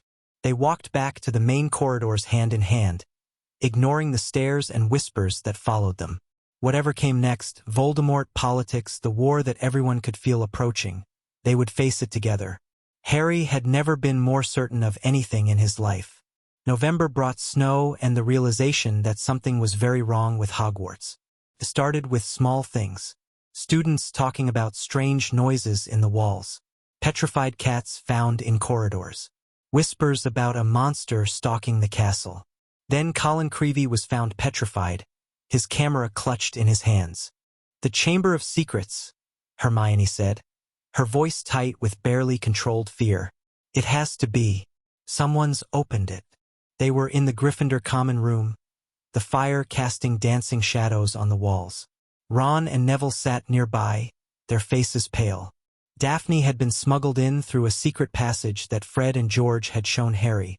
Cross-house fraternization had its advantages. "The chamber is supposed to be a myth," Ron protested. "So were Horcruxes until this summer," Harry said grimly. "Myths have a way of becoming real where Voldemort is concerned." "You think this is connected to him?" "I think it's too much of a coincidence. Lucius Malfoy tries to deploy a piece of Voldemort's soul, and a few months later the Chamber of Secrets opens? Someone's continuing his work." Daphne was studying the floor, her expression thoughtful. "The chamber was built by Salazar Slytherin. Only his heir can open it. That means a Parselmouth, someone who can speak to snakes." "Voldemort is a Parselmouth," Hermione said. "It's in the history books." "So is Harry." Everyone turned to look at him. "What?" Harry's heart stuttered. I can't." "You spoke to a snake at the zoo. You told me about it." Daphne's voice was gentle but firm. "You didn't realize you were speaking Parseltongue because it sounds like English to you. But you were." Harry's mind raced back to that day at the zoo. The boa constrictor, the glass vanishing, the conversation that had felt so natural. "That doesn't mean I'm opening the chamber. I would know if I was doing something like that." "Of course you're not opening it," Daphne said. "But someone else might be. Someone with the same ability. Or someone using a piece of Voldemort's magic to access it." "The diary," Harry breathed. "Dumbledore said it was destroyed, but what if there's another one? Or what if the original is still influencing things somehow?" Hermione was pacing now, her mind visibly racing. "Horcruxes are pieces of soul. They're not really destroyed until... She stopped. Her face went pale. "Until what?" Ron demanded. "I need to check something. In the library." She was already moving toward the portrait hole. "I'll be back. Don't do anything stupid." She was gone before anyone could stop her. The common room felt smaller suddenly. Harry looked at his friends. Ron, loyal and afraid. Neville, quiet and determined. Daphne, calm and calculating even in crisis. "Whatever's happening," Harry said slowly, "we need to be ready. If the chamber is real, if there's a monster inside it, we need to know how to fight it." "How do you fight a 1,000-year-old legend?" Ron asked. "You start by learning everything you can about it." Harry stood, his mind already planning. "We research, we prepare. And when the time comes, we don't run." Daphne rose and took his hand. "Together, together." Outside the windows, snow continued to fall. Somewhere in the castle, a monster waited, and Harry Potter was going to find it. Chapter 5. The Collector. The message was written on the wall in blood. "Her skeleton will lie in the chamber forever." Harry stared at the words, his stomach twisting with cold dread. Beside him, Ron had gone completely white, his freckles standing out like spots of rust on paper. "Ginny," Ron whispered. It took Ginny. The corridor was chaos. Students crowded around the scene, their voices a rising tide of panic. Teachers were pushing through, trying to restore order. McGonagall's face looked like it had been carved from granite. "All students will return to their dormitories immediately," she announced, her voice magically amplified. "Heads of houses will conduct a full count. No one is to leave their common room under any circumstances." "Professor," Harry pushed forward, ignoring the hands that tried to pull him back. "Professor McGonagall, I know where the chamber is." The crowd went silent. McGonagall's eyes fixed on him with laser intensity. "Explain." "The entrance is in Moaning Myrtle's bathroom. The ghost. She was killed by the monster 50 years ago. She told us she died looking at a pair of great yellow eyes. And there's a tap in that bathroom with a snake carved on it. A tap that's never worked." "How do you know this?" "We've been investigating." Hermione figured out that the monster is a basilisk, a giant snake that kills with its gaze. That's why the victims were petrified instead of dead.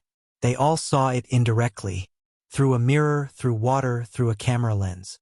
McGonagall's face cycled through several expressions. Surprise, anger, something that might have been respect, before settling on grim determination. "The entrance requires a parcel mouth to open. Do you have a way to access it?" Harry's throat tightened. "Yes." "Then come with me. We'll need backup." She turned and swept down the corridor, her robes billowing. Harry followed, Ron right behind him. When Daphne tried to join them, McGonagall stopped her with a raised hand. "Miss Greengrass, I need you to find Professor Snape. Tell him what Potter has told us. He'll know what to do." Daphne hesitated, her eyes meeting Harry's. He saw the fear there, the desperate need to stay with him, to face whatever was coming together. "Go," he said quietly. "I'll be okay. You'd better be." She squeezed his hand once, hard, and then she was running in the opposite direction. Harry watched her go until she disappeared around a corner. Then he turned and followed McGonagall into the dark. Moaning Myrtle's bathroom was exactly as depressing as its name suggested. Water pooled on the floor from constantly dripping taps. The mirrors were clouded with age and neglect. And in the corner, translucent and weeping, floated the ghost of a teenage girl who died crying in a toilet stall 50 years ago. "Oh," Myrtle sniffled when she saw them enter. "More visitors. Come to throw something at me?" Everyone throws things at Myrtle. "We need information," McGonagall said crisply, "about how you died." Myrtle's expression shifted from self-pity to something sharper. "That's the most interesting thing anyone's asked me in decades. Are you finally going to catch whoever killed me? We're going to try. Tell us what you remember." "I was crying. Here in this stall. Olive Hornby had been teasing me about my glasses. Then I heard someone come in. A boy, speaking some strange language. And then," Myrtle's form flickered, her eyes going distant. "I opened the door to tell him to go away. And I saw them. Great yellow eyes. Right there." She pointed at the circular arrangement of taps in the center of the room. Harry approached the taps slowly. There, on one of the copper fixtures, almost invisible under decades of grime, was a tiny snake, etched into the metal. "This is it," he said. "The entrance. Can you open it?" McGonagall asked. Harry looked at the snake. His magic stirred, recognizing something familiar in the carved serpent. He opened his mouth and spoke. Not in English, though it sounded like English to him. A low, hissing command that seemed to come from somewhere deep in his chest. "Open." The tap glowed white. The sink shuddered, then began to move. The entire circular structure shifted, sinking into the floor and revealing a massive pipe, a tunnel descending into darkness. "Merlin's beard," Ron breathed. "I'll go first," Harry said. "If there's a basilisk down there, you'll do nothing of the sort." McGonagall stepped forward, her wand raised and glowing. "I am the deputy headmistress of this school. I will not send students into mortal danger while I stand safely behind. With respect, Professor, you can't speak Parseltongue. If there are more doors, more passages that need opening, then you'll open them. After I've confirmed the path is clear." She fixed him with a look that brooked no argument. I am aware of your tendency toward heroics, Mr. Potter. Today you will exercise restraint. Am I understood? Harry's jaw tightened, but he nodded. McGonagall lowered herself into the pipe and vanished into the darkness. A moment later, her voice echoed up, "It's safe. A slide. Come down." Harry went next, then Ron. The pipe was exactly what McGonagall had described. A long, twisting slide that deposited them in a tunnel deep beneath the castle. The walls were lined with bones. Small animals mostly, but Harry saw a few skulls that looked disturbingly human. "The basilisk's meals," McGonagall said grimly. "Going back centuries, by the look of it." They moved through the tunnel in silence, wands raised, every sense straining for danger. The air was cold and damp, smelling of ancient stone and something else.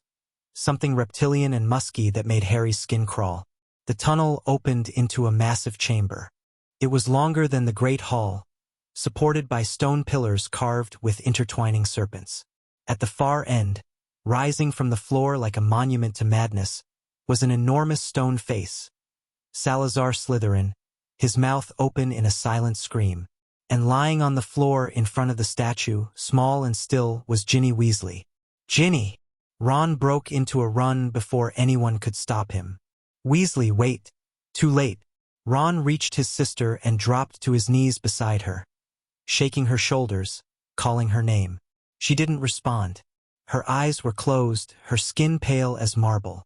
But she was breathing. Harry could see the slight rise and fall of her chest. "She's alive," Ron said, his voice cracking with relief. "She's alive, but she won't wake up. She won't wake." The voice came from behind them. Harry spun, wand raised. A figure was emerging from the shadows near the chamber entrance. A tall boy with dark hair and handsome features, wearing Slytherin robes that looked 50 years out of date. "She's poured too much of herself into me," the boy continued. "Her fears, her secrets, her very soul. Soon she'll be nothing but a shell and I—" He smiled, and the expression was wrong, predatory. "I will be whole again." "Tom Riddle," McGonagall breathed. "The very same. Though I must say, Minerva, you've aged terribly since we last met." Riddle's eyes swept over her with casual contempt. "Still teaching transfiguration? Still playing second fiddle to that fool Dumbledore?" "The diary," Harry said. "Dumbledore destroyed it. How are you here?" Riddle's attention shifted to Harry, and something hungry flickered in his expression. "Ah, Harry Potter, the boy who lived. I've been hoping to meet you. Answer the question."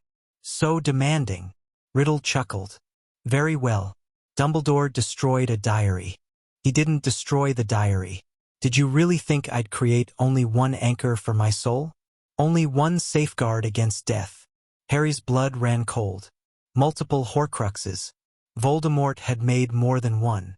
"The girl found my diary months ago," Riddle continued, "hidden in a second-hand book her family purchased. I've been possessing her ever since, using her to open the chamber, to release my basilisk, to harvest fear and life force. She was deliciously susceptible. So lonely, so desperate for someone to listen." "You monster," Ron snarled. "Monster? I'm the culmination of 1,000 years of pure magical tradition. I am the heir of Slytherin, the greatest wizard who ever lived." Riddle's eyes found Harry's, and they were red like Voldemort's, red like fresh blood. "And you, Harry Potter, are going to help me complete my resurrection." He raised Ginny's wand. She must have dropped it when she collapsed, and spoke a single word in Parseltongue. "Come." The mouth of the stone statue began to open. The basilisk was enormous, 60 feet long, easily, its scales a deep poisonous green, its body thick as a tree trunk. It slithered from Slytherin's mouth like a nightmare given form, its great head sweeping back and forth, tasting the air. Harry closed his eyes immediately. "Don't look at it. Close your eyes." McGonagall's voice rang out, "Conjunctivus." A spell flashed across the chamber. The basilisk shrieked. A horrible, piercing sound that Harry felt in his bones, and thrashed wildly, its massive body slamming against pillars and walls. You blinded it. Riddle sounded genuinely surprised. Impressive, for a half-blood. I taught defense against the dark arts before your time, Tom. I know a few tricks. Harry risked opening his eyes. The basilisk was still deadly, still massive, but it was moving differently now, relying on smell and vibration rather than sight. McGonagall was circling it carefully, her wand blazing with protective magic. Harry! Ron was dragging Ginny away from the combat zone. Help me get her out. Harry ran toward them, but Riddle was faster. Petrificus totalis. The spell caught Harry mid-stride. His body locked up, frozen solid, and he crashed to the stone floor with bone-jarring force. He could still see, still hear, still feel the cold seeping through his robes. But he couldn't move, couldn't speak, couldn't do anything but watch. Riddle stood over him, smiling that predator's smile. I could kill you now. It would be so easy. But that's not what I want. He knelt beside Harry, his face close enough that Harry could see the wrongness in his features. The way his skin seemed too smooth, his eyes too bright, like a painting of a person rather than the real thing. I want to understand you, Harry Potter. I want to know how a baby survived the killing curse. I want to know what makes you special. Riddle's hand reached toward Harry's forehead, toward the scar. And I think, if I look closely enough, I'll find. The moment his fingers touched Harry's scar, Riddle screamed. It was the same sound Quirrell had made, the sound of something being burned, destroyed, unmade. Riddle jerked back, his hand blackened and smoking, his face contorted with agony. What, how? Harry felt the paralysis spell shatter. Whatever had burned Riddle had also broken his magic. He rolled to his feet, his wand already in his hand. My mother's protection. Remember, that's impossible. Riddle cradled his ruined hand, his eyes wide with something that might have been fear. The protection should have faded years ago. No spell lasts this long. Love isn't a spell. Harry raised his wand. He didn't know what spell to cast. Nothing in his repertoire could destroy a Horcrux, could end the existence of a soul fragment given form. But he had to try something. Before he could speak, a cascade of fire erupted across the chamber. Fawkes the Phoenix dove through the shadows, trailing flames like a comet. In his talons, gleaming silver in the firelight, was the Sorting Hat. He dropped both directly into Harry's arms and wheeled away, singing a high, piercing note that seemed to fill the entire chamber with hope. What? Harry looked at the hat in confusion. Draw the sword, a voice whispered in his mind. Only a true Gryffindor can draw the sword. Harry reached into the hat. His fingers closed around something cold and solid. He pulled.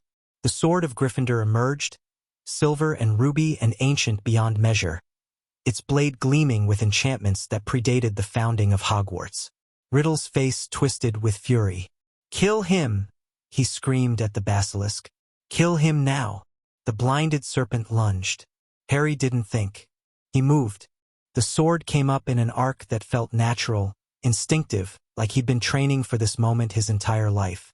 The basilisk's head swept toward him, jaws gaping, and Harry stepped inside its reach and drove the blade upward. Through the roof of the mouth, through the brain, through the skull and out the other side. The basilisk convulsed. Its body whipped wildly, throwing Harry across the chamber. He slammed into a pillar, felt something crack in his ribs, tasted blood. But the monster was dying. His thrashing grew weaker, more erratic. Its great body crashed to the floor with a sound like thunder, and then it was still. Harry pushed himself up on shaking arms. The sword was still in his hand, coated with blood and venom. One of the basilisk's fangs had broken off. It was embedded in his forearm, pulsing with deadly poison. No, Riddle breathed. No, this isn't possible. Harry looked at the fang in his arm, at the diary lying nearby. Ginny must have been carrying it when she collapsed. At Riddle, whose form was starting to flicker. Actually, Harry said, pulling the fang from his arm and feeling the venom burn through his veins.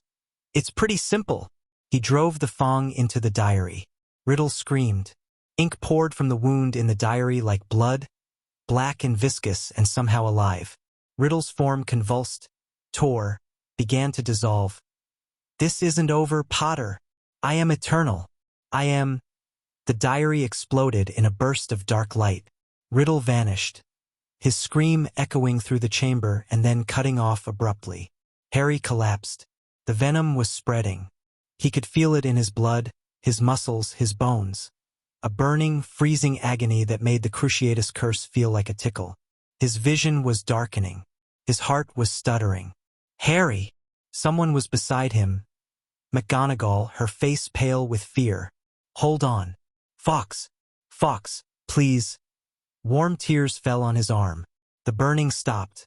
Harry blinked, confused, and watched in amazement as the wound on his arm closed. The venom receded, neutralized by something in the phoenix tears. His heart steadied. His vision cleared. Fawkes trilled softly, his golden eyes meeting Harry's with ancient understanding. Thank you, Harry whispered. The phoenix nuzzled his cheek once, then took flight, disappearing into the shadows of the chamber. Getting out of the chamber was easier than getting in. Fawkes returned to carry them. His tail feathers were strong enough to support all four of them, even Ginny's unconscious form. They rose through the pipe, through the tunnel, emerging in Moaning Myrtle's bathroom covered in blood and dirt and victory. Dumbledore was waiting. Ah, he said, his eyes taking in the scene with something like wonder. I see you've been busy. The chamber is sealed, McGonagall reported. The basilisk is dead. Tom Riddle's diary has been destroyed. A second diary. Dumbledore's expression grew grave. This confirms my fears. Tom created multiple Horcruxes. How many? Harry asked. I don't know yet, but we will find out. Dumbledore placed a hand on Harry's shoulder. You've done extraordinarily well, Harry.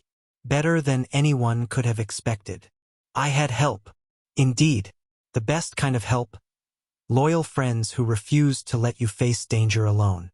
Dumbledore's eyes twinkled, though there was something somber beneath. Miss Weasley will need care. The diary extracted much from her, and recovery will take time. But she will recover. Ron was cradling Ginny's head in his lap, tears streaming down his face. She's going to be okay? Yes, Mr. Weasley. Your sister is going to be just fine.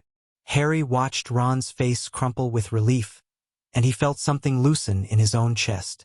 They'd won. They'd actually won. But Dumbledore's words echoed in his mind.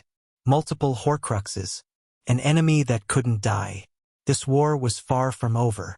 The aftermath was complicated. Lucius Malfoy was arrested when evidence emerged linking him to the diary's distribution. His wand was confiscated, his seat on the Hogwarts Board of Governors revoked. Draco walked the halls with a perpetual sneer, but there was something hollow behind it. The arrogance of a boy whose foundation had just crumbled. Ginny recovered slowly. She spent 3 weeks in the hospital wing, visited constantly by her family and a rotating cast of friends. Harry visited when he could, though their conversations were awkward. She'd been possessed because of a diary that was meant for him, and neither of them knew quite how to address that. The school year ended with a feast that felt more subdued than usual. Gryffindor won the House Cup, but the victory felt hollow. A student had nearly died. A monster had stalked the halls. The illusion of safety had been shattered. Harry sat at the Gryffindor table, Daphne beside him in a breach of protocol that no one seemed willing to challenge. Her hand found his under the table, her fingers intertwining with his. What are you thinking about? She asked quietly. The future. What comes next? Voldemort. Yeah. Harry's eyes found Dumbledore at the staff table, deep in conversation with McGonagall. He's still out there, still planning, still making Horcruxes, maybe. Then we stop him, whatever it takes. We. Daphne turned to look at him, her mask completely absent. The girl underneath was fierce and beautiful and absolutely certain. Did you think I was going to let you face this alone? After everything? No. I just... Harry struggled to find the words. I don't want you to get hurt. I don't want anyone else to die because of me.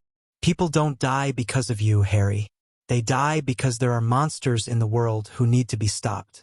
You're the one trying to stop them. She squeezed his hand. And I'm going to help, whether you like it or not. Harry looked at her, at the determination in her eyes, the strength in her grip, the absolute refusal to back down. Okay, he said. Together, then. Together. Ron leaned across the table. If you two are done being romantic, there's treacle tart and I'm not going to eat it all by myself. Hermione rolled her eyes. You absolutely were going to eat it all by yourself. That's not the point. Harry laughed. Felt strange after everything, strange but good. He was surrounded by friends, by people who cared about him, who would fight beside him no matter what came next. The war was coming. Voldemort was gathering strength. The prophecy still hung over Harry's head like an executioner's blade. But for now, in this moment, he was happy. Summer arrived with unexpected complications. Harry returned to Grimmauld Place to find it transformed. The Order of the Phoenix had expanded, taking over the entire house as a base of operations. Orders came and went at all hours. War councils happened in the kitchen. Sirius presided over everything with manic energy, finally having a purpose after years of wrongful imprisonment. We've confirmed 3 Horcruxes so far, Sirius said during one of the briefings that Harry had been allowed to attend. The diary destroyed, a ring belonging to the Gaunt family, still being located, and a locket that once belonged to Salazar Slytherin himself.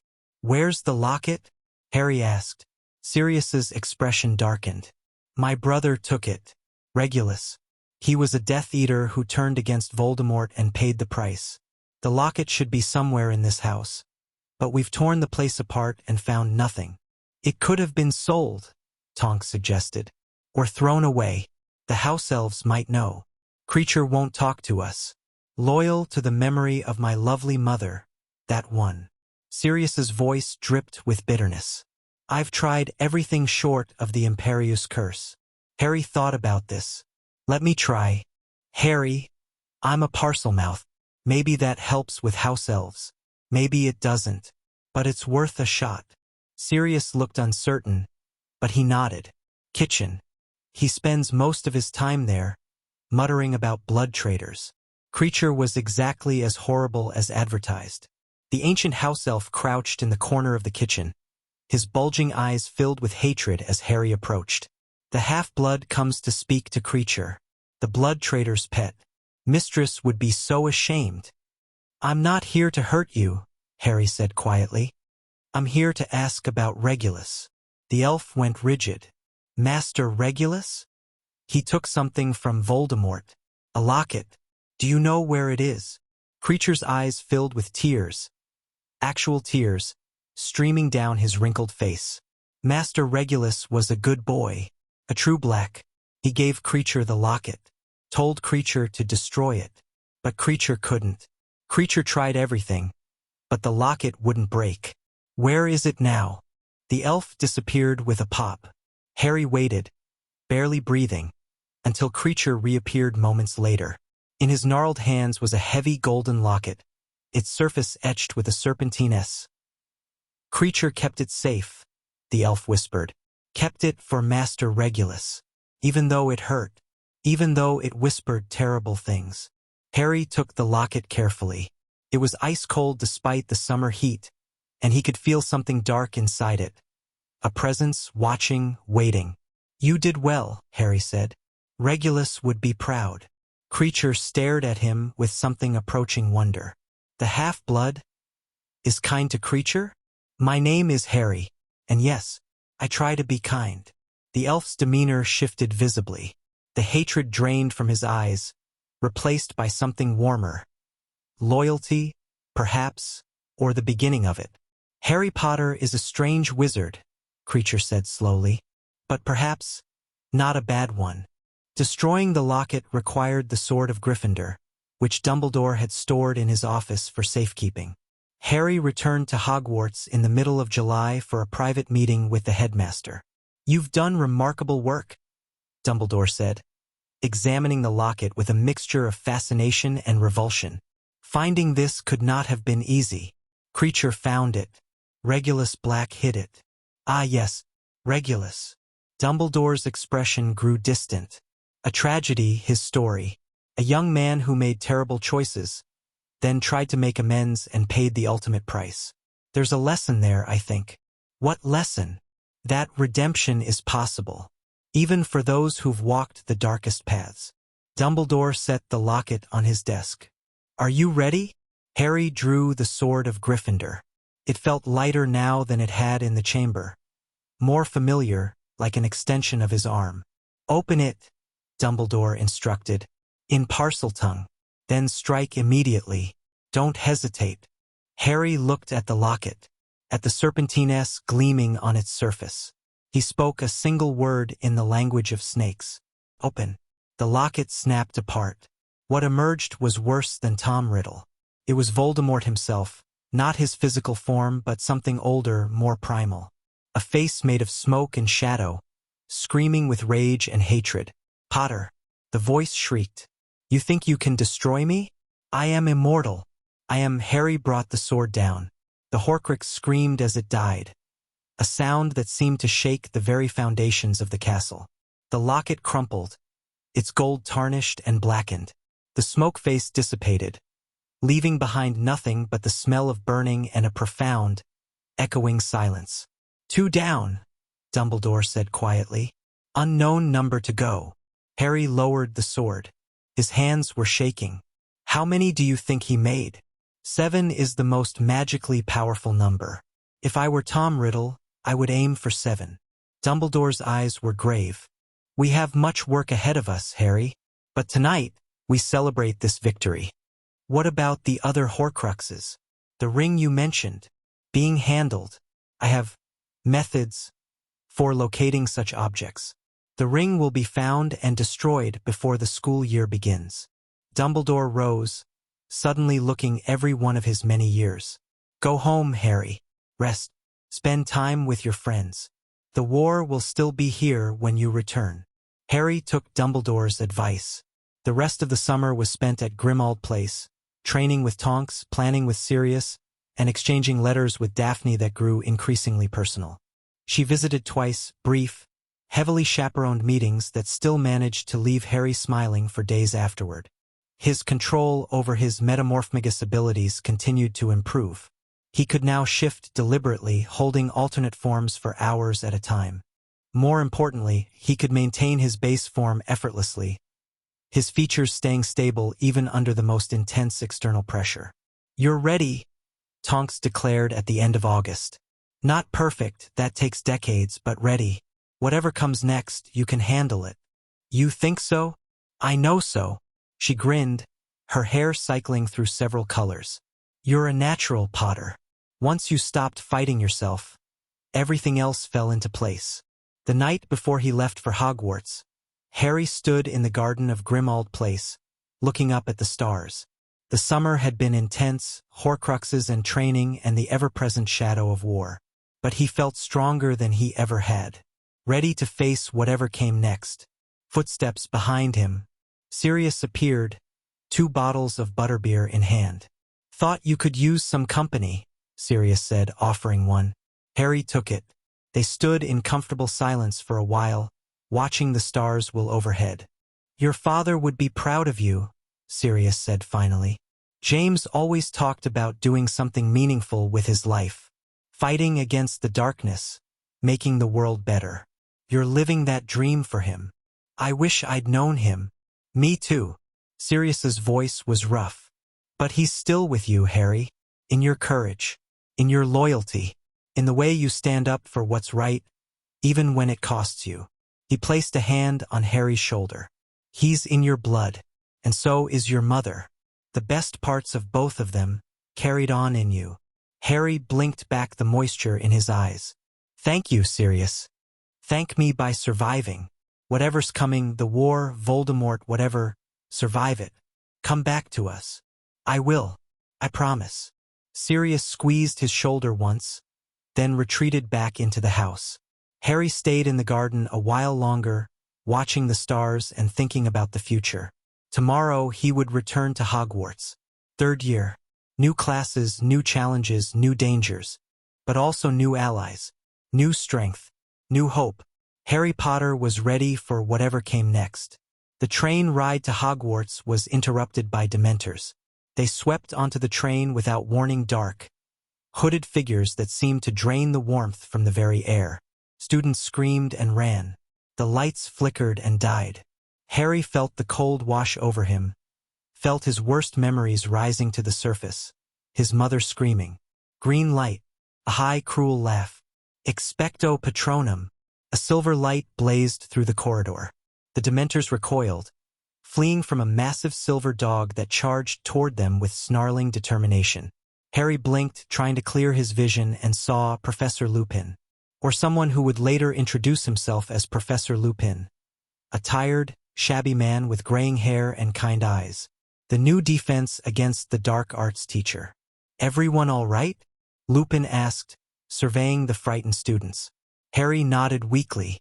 Daphne was pressed against his side, her hand gripping his arm. Ron and Hermione were pale but unharmed. "That was a Patronus," Hermione breathed. "A corporeal Patronus. Professor, how did you—" "Practice," Lupin said with a faint smile. "Lots of practice." His eyes found Harry's, and something complicated passed between them. Recognition, maybe, or the beginning of understanding. "You're Harry Potter." "Yes, sir." "You look like your father. Except your eyes, those are lilies." Harry's heart stuttered. "You knew my parents?" "Very well. We were friends at Hogwarts." Lupin's smile turned bittersweet. "But that's a conversation for another time. For now, we need to get to the castle. The Dementors won't stay away forever." The train resumed its journey. Harry sat in his compartment, surrounded by his friends, his mind churning with questions. A teacher who'd known his parents. Dementors attacking the train. Third year was already proving to be eventful.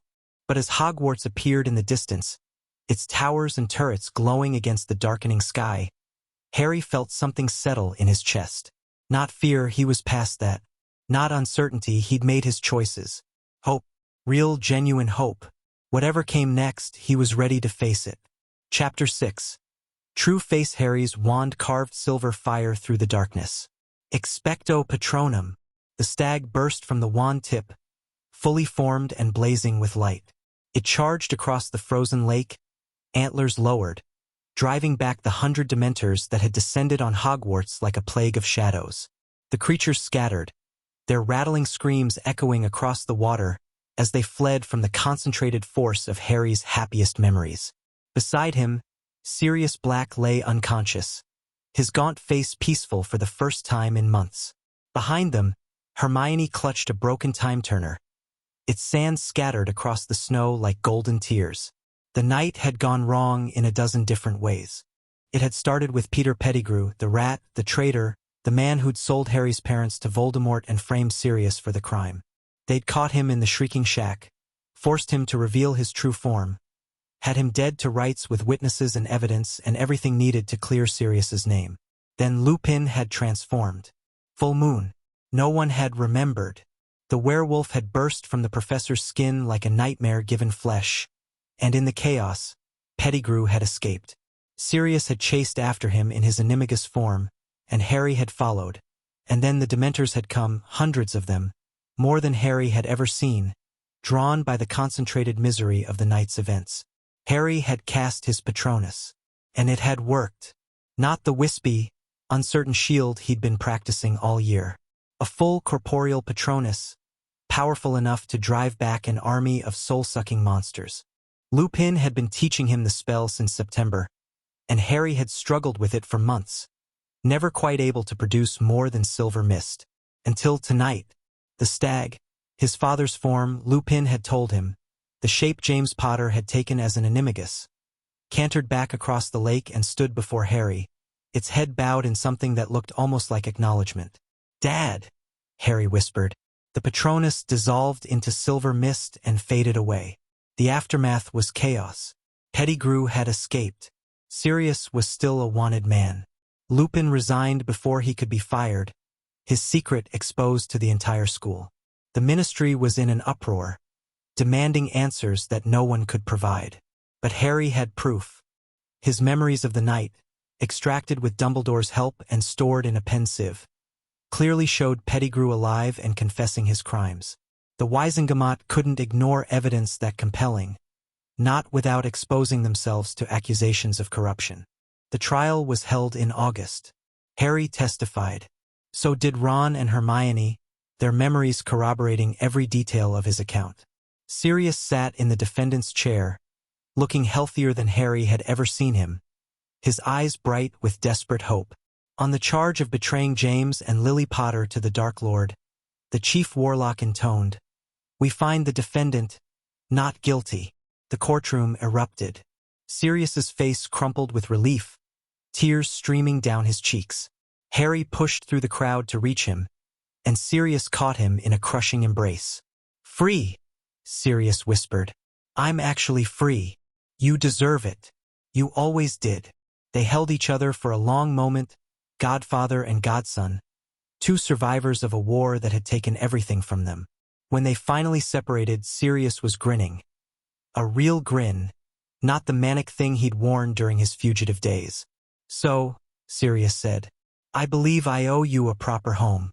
What do you say we get out of this dungeon and start living?" Fourth year brought the Triwizard Tournament. Harry's name emerged from the Goblet of Fire despite being underage, despite not entering, despite every logical argument against it. Someone had tricked the ancient artifact into selecting him, and the magical contract was binding. "I didn't put my name in," Harry said for the 100th time. "I don't want eternal glory. I don't want any of this." Daphne sat beside him in their usual corner of the library, her hand resting on his arm. Her presence was the only thing keeping him from completely losing his grip. The whole school had turned against him, convinced he was a cheater and attention seeker. "I believe you," she said quietly. "Anyone who knows you would believe you. The whole school doesn't know me. They know the boy who lived. They know the face on the newspaper articles. Then show them the real you." Harry looked at her. "How?" "The same way you've shown me. By being authentic. By facing challenges with courage and integrity. By refusing to be what everyone else expects." Daphne's eyes met his, steady and certain. "You're not a cheater, Harry. Prove it by competing with honor." The first task was dragons. Harry faced a Hungarian horntail, the most dangerous breed, because of course it was, armed with nothing but his wand and a strategy so insane it shouldn't have worked. He summoned his firebolt from the castle, flew circles around the dragon until it was dizzy with rage, and snatched the golden egg from under its nose in a display of aerial acrobatics that left the crowd screaming. First place. The second task took him beneath the Black Lake, where he had to rescue someone precious from the Mare people. The person waiting for him in the depths was Daphne. The organizers had finally acknowledged what everyone who paid attention already knew. Harry rescued her first, then went back for Fleur's sister when the French champion failed to appear. He finished outside the time limit, but earned maximum points for moral fiber. Daphne kissed him in front of everyone when he emerged from the water, and the resulting scandal dominated the prophet's gossip pages for weeks. The third task was a maze.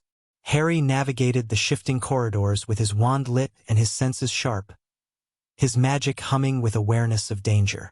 He'd trained for this not just physically but mentally. He knew who he was now. He knew what he was capable of. He reached the Triwizard Cup at the center of the maze. The moment his hand touched it, the world dissolved into spinning chaos. The graveyard was cold. Harry hit the ground hard, disoriented from the portkey travel. Before he could recover, ropes were binding him to a headstone, and a familiar figure was emerging from the shadows. Peter Pettigrew, alive, despite the Ministry's best efforts to find him, carrying something in his arms, a bundle of robes that moved and whimpered. "Blood of the enemy?" Pettigrew squeaked. "Forcibly taken." The knife bit into Harry's arm. He screamed, but the sound was lost in the roar of magic erupting from the cauldron beside him. The potion bubbled, changed color, and then Voldemort rose. He was whole again, flesh and bone and terrible power, his red eyes gleaming with triumph. He stretched his new body experimentally, examined his hands, ran his fingers over his face. "My faithful servant," he said, and his voice was the same high, cold whisper Harry remembered from the chamber, from his nightmares. You have done well. Thank you, Master. Thank you. Silence. Voldemort turned to Harry, and his expression was complicated. Hatred and curiosity and something that might have been respect. Harry Potter.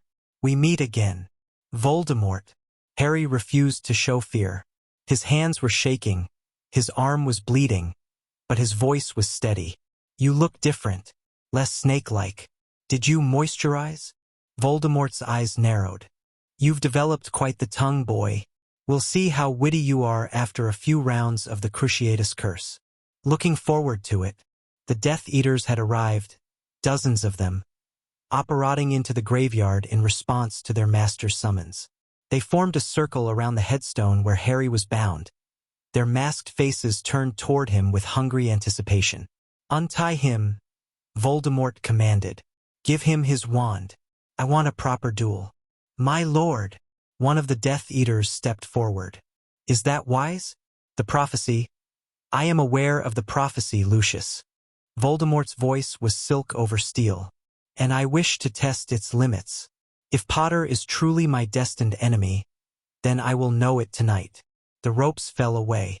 Someone thrust Harry's wand into his hand. He stood in the center of the circle, facing the most powerful dark wizard in history, and for the first time in his life he felt completely calm. He knew who he was. He knew what he was capable of. And he knew with absolute certainty that he was not going to die here. Bow, Voldemort said. No. I said bow, boy. And I said no. You murdered my parents. You've hunted me my entire life. I'm not showing you respect. Voldemort's face contorted with rage. Imperio. The curse washed over Harry like warm water. Bow, a voice whispered in his mind. Just bow and the pain will stop. No. Harry pushed back, his occlumency training kicking in automatically. The Imperius curse shattered against his mental shields like glass against stone. Voldemort's eyes widened. Interesting. You've been trained. I've been preparing. There's a difference. Is there? Voldemort raised his wand. Let's see how your preparation serves you. Avada Kedavra. Harry moved, not away from the curse, into it, directly toward the killing blow, his wand coming up, a spell on his lips that he'd never cast before but somehow knew with perfect clarity. Expecto Patronum. The stag erupted from his wand, massive and blazing, and slammed into the killing curse at full gallop. For a moment, the two magics collided. Green death and silver hope, hatred and love, destruction and protection. Then Harry's wand connected with Voldemort's, and everything went golden. Priori incantatem.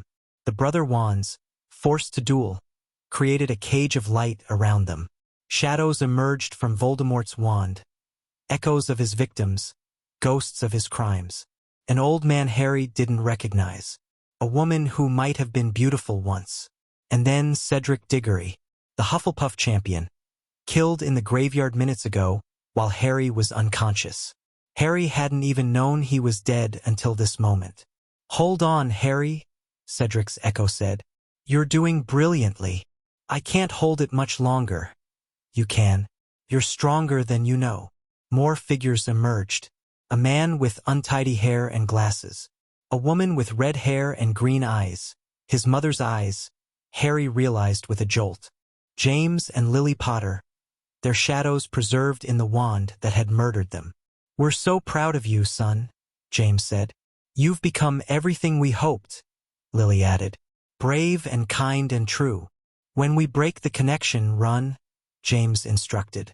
The portkey, the cup, it will take you back to Hogwarts. Don't look back. Don't stop. Just run. I love you, Harry choked out. We know, sweetheart. We've always known. Harry wrenched his wand away. The golden cage shattered. The echoes of Voldemort's victims swarmed toward him, blocking his view, giving Harry precious seconds to act. He dove for Cedric's body, grabbed the Triwizard Cup, and felt the hook behind his navel as the portkey activated. The last thing he heard was Voldemort's scream of rage. Hogwarts was chaos. Harry landed in the middle of the Quidditch pitch, surrounded by cheering spectators who didn't yet understand what had happened. He was covered in blood, his own and Cedric's, and his face was wet with tears he didn't remember crying. "He's back!" Harry screamed, his voice cracking. "Voldemort's back! He killed Cedric!" The cheering stopped. Dumbledore was the first to reach him, his ancient face pale with shock and grief. "Harry, what happened?" "The cup was a portkey. Took us to a graveyard. Pettigrew was there with something. They used my blood in a ritual. Voldemort has a body again." The words tumbled out in a rush. The duel, the brother wands, Cedric's death, his parents' echoes. Dumbledore listened without interrupting, his expression growing grimmer with every sentence. "The war has begun again," Dumbledore said quietly. "Sooner than I'd hoped. Sooner than any of us were ready for." "I'm ready." Harry met the headmaster's eyes. "I've been ready for years." "I know you have." Dumbledore placed a hand on his shoulder. "And I'm sorry, Harry. Sorry that you've had to grow up so fast. Sorry that the burden of this war falls on your shoulders. Don't be sorry. Just help me end it." The summer after the Triwizard Tournament was the beginning of the end. The Order of the Phoenix mobilized. The Ministry denied Voldemort's return, launching a smear campaign against Harry and Dumbledore that dominated the Prophet's pages. The wizarding world split into factions, those who believed and those who refused to. Harry trained harder than ever. Tonks taught him advanced combat techniques, including Metamorphmagus strategies that exploited the element of surprise. Mad-Eye Moody, the real one, recovered from his year imprisoned by Barty Crouch Jr., drilled him in dueling until Harry could hold his own against fully trained Aurors. Sirius taught him the Black family magic, dark curses and nasty hexes that weren't technically illegal but weren't exactly ministry-approved either. And Daphne taught him politics. "The war won't be won with wands alone," she said during one of their strategy sessions. "Voldemort has the raw power, but he's vulnerable politically. His movement depends on pure blood supremacy, and that ideology is losing ground.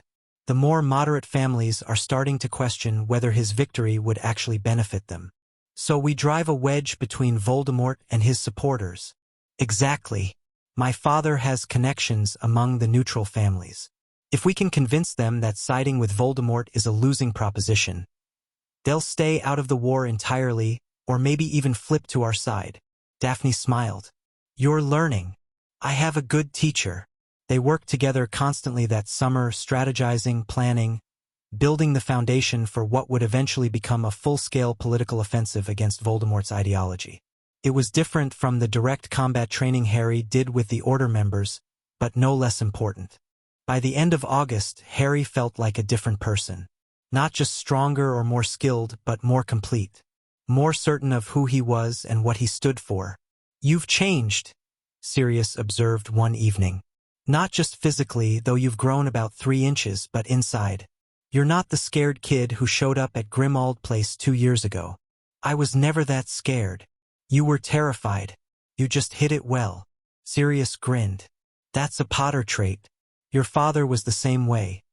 Scared out of his mind half the time, but never letting anyone see it." "How did he deal with it?" "Same way you do. By focusing on what he could control.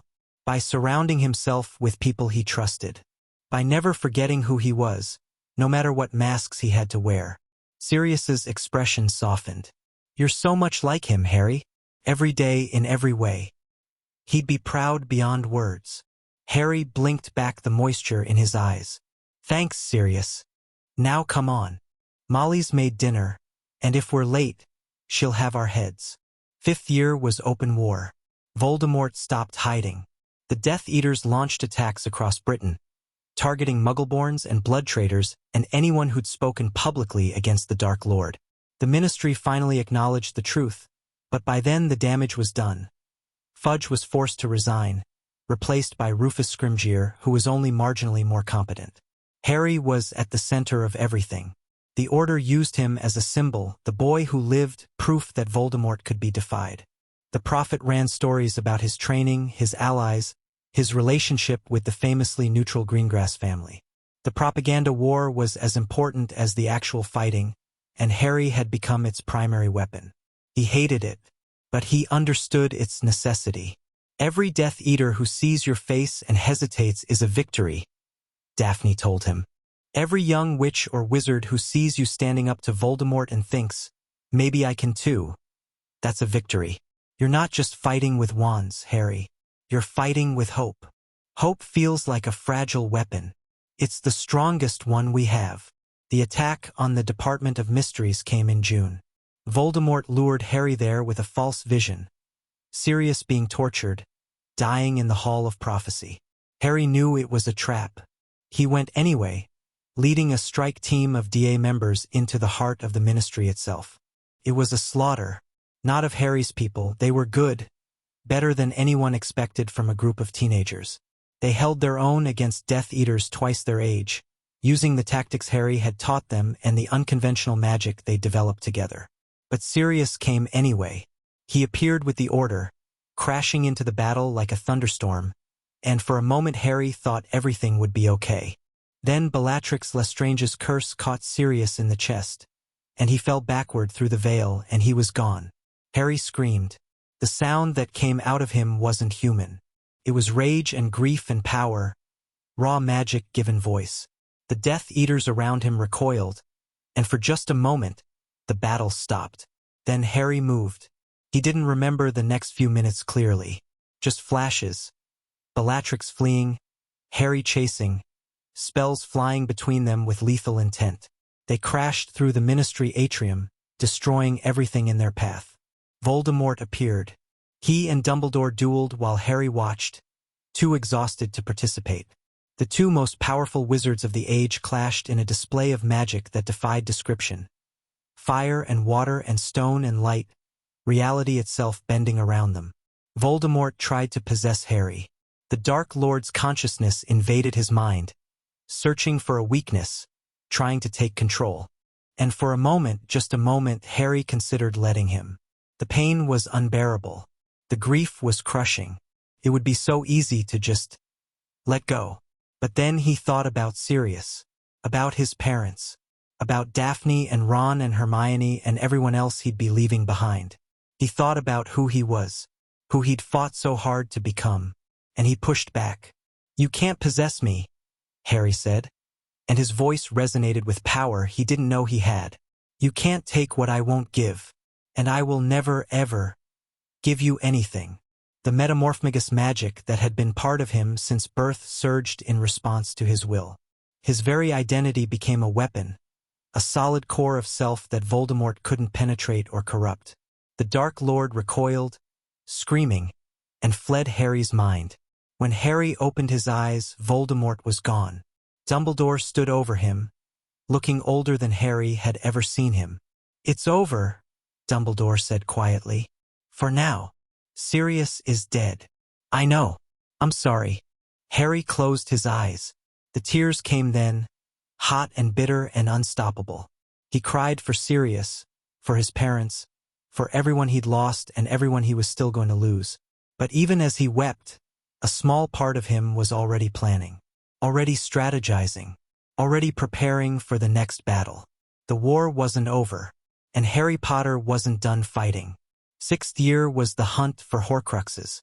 Dumbledore had been researching them all along, piecing together Voldemort's past to determine how many fragments of soul he'd created. The answer was 7, the diary, the ring, the locket, a cup belonging to Helga Hufflepuff, a diadem belonging to Rowena Ravenclaw, Nagini the snake, and something else. "There's one more," Dumbledore said during their private lesson in November. "One that even Tom may not have intended to create." "What do you mean?" "The night he tried to kill you, his soul was already unstable from creating so many Horcruxes. When the killing curse rebounded, a piece of him latched onto you." The world tilted beneath Harry's feet. "I'm a Horcrux? A container for a fragment of his soul, yes.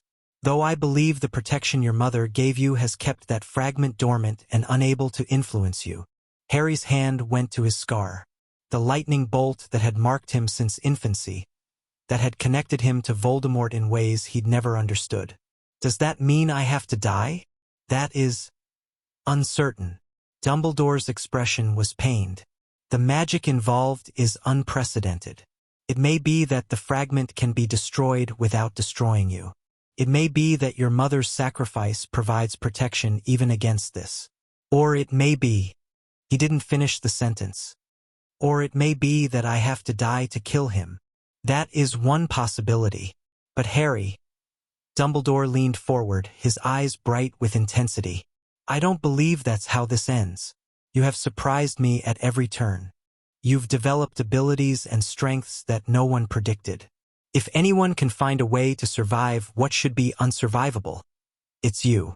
Harry absorbed this. The news would have been devastating a few years ago. But now, then we keep fighting, he said. We find the other Horcruxes, we destroy them, and we figure out the rest as we go. That's my plan, yes. It's not much of a plan. I've found that improvisation often serves better than rigid strategy when dealing with impossible situations. Dumbledore smiled. Besides, you're quite good at improvising. The hunt took them across Britain and beyond. Harry, Ron, and Hermione spent months tracking down Horcruxes, following clues that led them from one end of the country to the other. They found the cup in Bellatrix Lestrange's vault at Gringotts. The break-in made the front page of every wizarding newspaper in Europe. They found the diadem hidden in Hogwarts itself, in a room that appeared only when you needed it. Daphne joined them whenever she could, her political connections opening doors that would have stayed shut otherwise. Neville emerged as an unlikely leader, rallying the students at Hogwarts against the Death Eaters who'd taken over the school. Luna Lovegood proved invaluable, her unconventional thinking leading them to solutions no one else would have found. The war had become a team effort, not just Harry against Voldemort, but an entire generation standing up against darkness. They destroyed the cup, the diadem. Nagini fell to Neville, of all people, who took her head off with the sword of Gryffindor during the Battle of Hogwarts, which left only one Horcrux, Harry. The Forbidden Forest was dark and cold. Harry walked alone, his wand in his pocket, his heart beating steadily in his chest. He'd said his goodbyes to Ron and Hermione, to Neville and Luna, to Daphne. That last conversation had been the hardest. You can't do this, she'd said, her mask completely shattered, tears streaming down her face. There has to be another way. There isn't. Dumbledore looked for years. So did Hermione. So did I. Harry had taken her hands, held them tight. But I don't think this is the end. How can you say that? You're walking to your death. I'm walking to face what has to be faced. What happens after? I don't know. But I know who I am now. I know what I'm capable of. And I know that whatever's waiting for me in that forest, I can handle it. She'd kissed him then. Fierce and desperate and full of everything she couldn't put into words. When she pulled back, her eyes were red but determined. Come back to me, she said. That's an order. Yes, ma'am. Now Harry stood at the edge of the clearing where Voldemort waited, surrounded by his Death Eaters. The Dark Lord's red eyes gleamed with triumph. Harry Potter, the boy who lived, come to die. Come to face you. Harry's voice was steady. One last time. You have no wand, no allies, no hope. Voldemort raised his wand, the Elder Wand, stolen from Dumbledore's grave. Did you really think you could defeat me? I think I can end this, one way or another. Voldemort laughed. The sound was cold and empty, like wind through dead trees. Then let's end it. Avada Kedavra. The green light struck Harry full in the chest. He fell. King's Cross Station. That's what it looked like. Anyway, bright and clean and empty, with trains that would never arrive and platforms that stretched into infinity. Harry sat on a bench, naked and confused, trying to understand what had happened. You're not dead. He looked up. Dumbledore stood before him, looking healthier and happier than Harry had ever seen him. Professor, in a manner of speaking. Dumbledore sat beside him on the bench. We're in a kind of limbo, Harry, between life and death. The curse destroyed the fragment of Voldemort's soul that lived in you, but your own soul remains intact. So I can go back? If you choose to. Dumbledore's eyes were kind. You've earned the right to rest, Harry. No one would blame you for staying here, for moving on to what comes next. Harry thought about this, about peace and rest and an end to the fighting. Then he thought about Daphne, waiting for him, about Ron and Hermione and everyone else still fighting in the castle, about the war that wasn't over yet. "I have to go back," he said. "There's still work to do." Dumbledore smiled. "I knew you'd say that. You really are quite remarkable, Harry. I had good teachers. You had the capacity to learn. That's rarer than you think." Dumbledore stood, offering his hand. "Go then. Finish what you started." "And Harry?" "Yes. Tell Daphne hello from an old man who believed in love." Harry took his hand. The world went white. He woke in the forest. Voldemort was gloating over his body, believing he'd won. The Death Eaters were cheering. No one noticed when Harry's eyes opened, when his hand crept toward his pocket, when his fingers closed around the wand he'd hidden there. Narcissa Malfoy noticed. She knelt beside him, pretending to check for signs of life. "Is Draco alive?" she whispered. "Yes." Something in her expression shifted. She stood and faced Voldemort. "He's dead." Voldemort smiled. It was the first genuine emotion Harry had ever seen on his face. "Then it's over. The prophecy is fulfilled. I am victorious." "Not quite," Harry said and stood up. The chaos that followed was absolute. Death Eaters screaming. Voldemort's face twisting from triumph to shock to rage. Harry moving, always moving, years of training paying off in ways he'd never imagined. He dodged killing curses and deflected hexes and closed the distance between himself and the Dark Lord. "You can't kill me," Voldemort snarled, raising the Elder Wand. "The wand belongs to me. I am its master." "You're wrong." Harry's voice was calm, certain. "The wand belonged to Dumbledore. Draco disarmed him on the tower. And I disarmed Draco months ago." Understanding dawned in Voldemort's eyes. Fear for the first time. "The wand answers to me," Harry said. "And I choose to end this. Expelliarmus. Avada Kedavra." The spells met in midair. But the Elder Wand would not kill its true master. The killing curse rebounded, striking Voldemort in the chest with the full force of his own hatred. Tom Marvolo Riddle fell. And this time he didn't get back up. The war was over. The celebration lasted for days. The wizarding world had been liberated. The Death Eaters scattered or captured.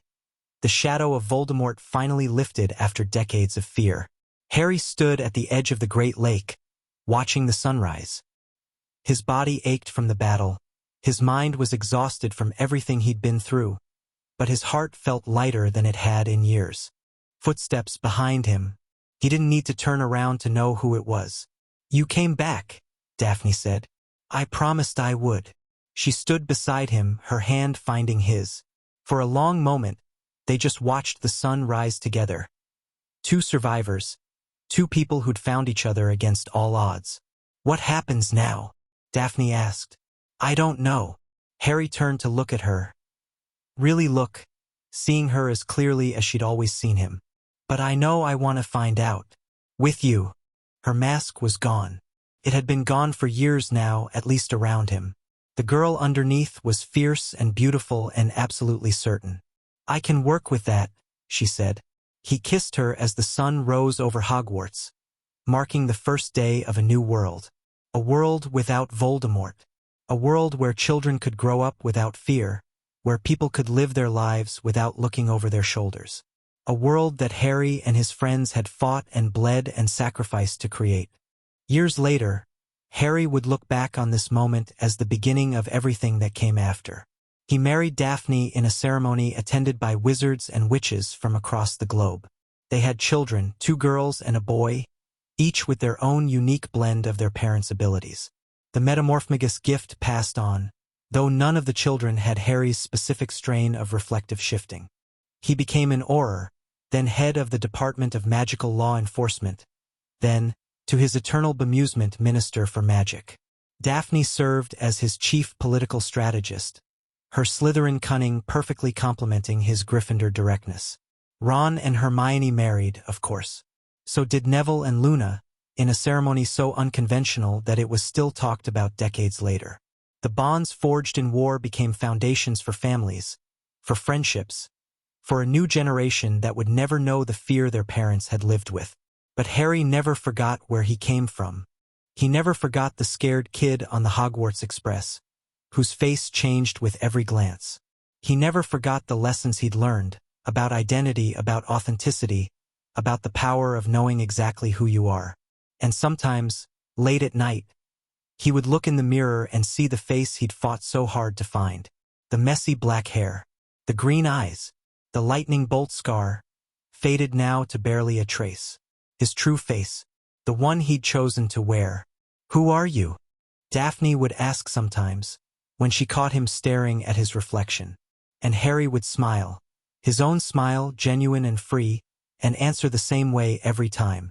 "I'm exactly who I want to be."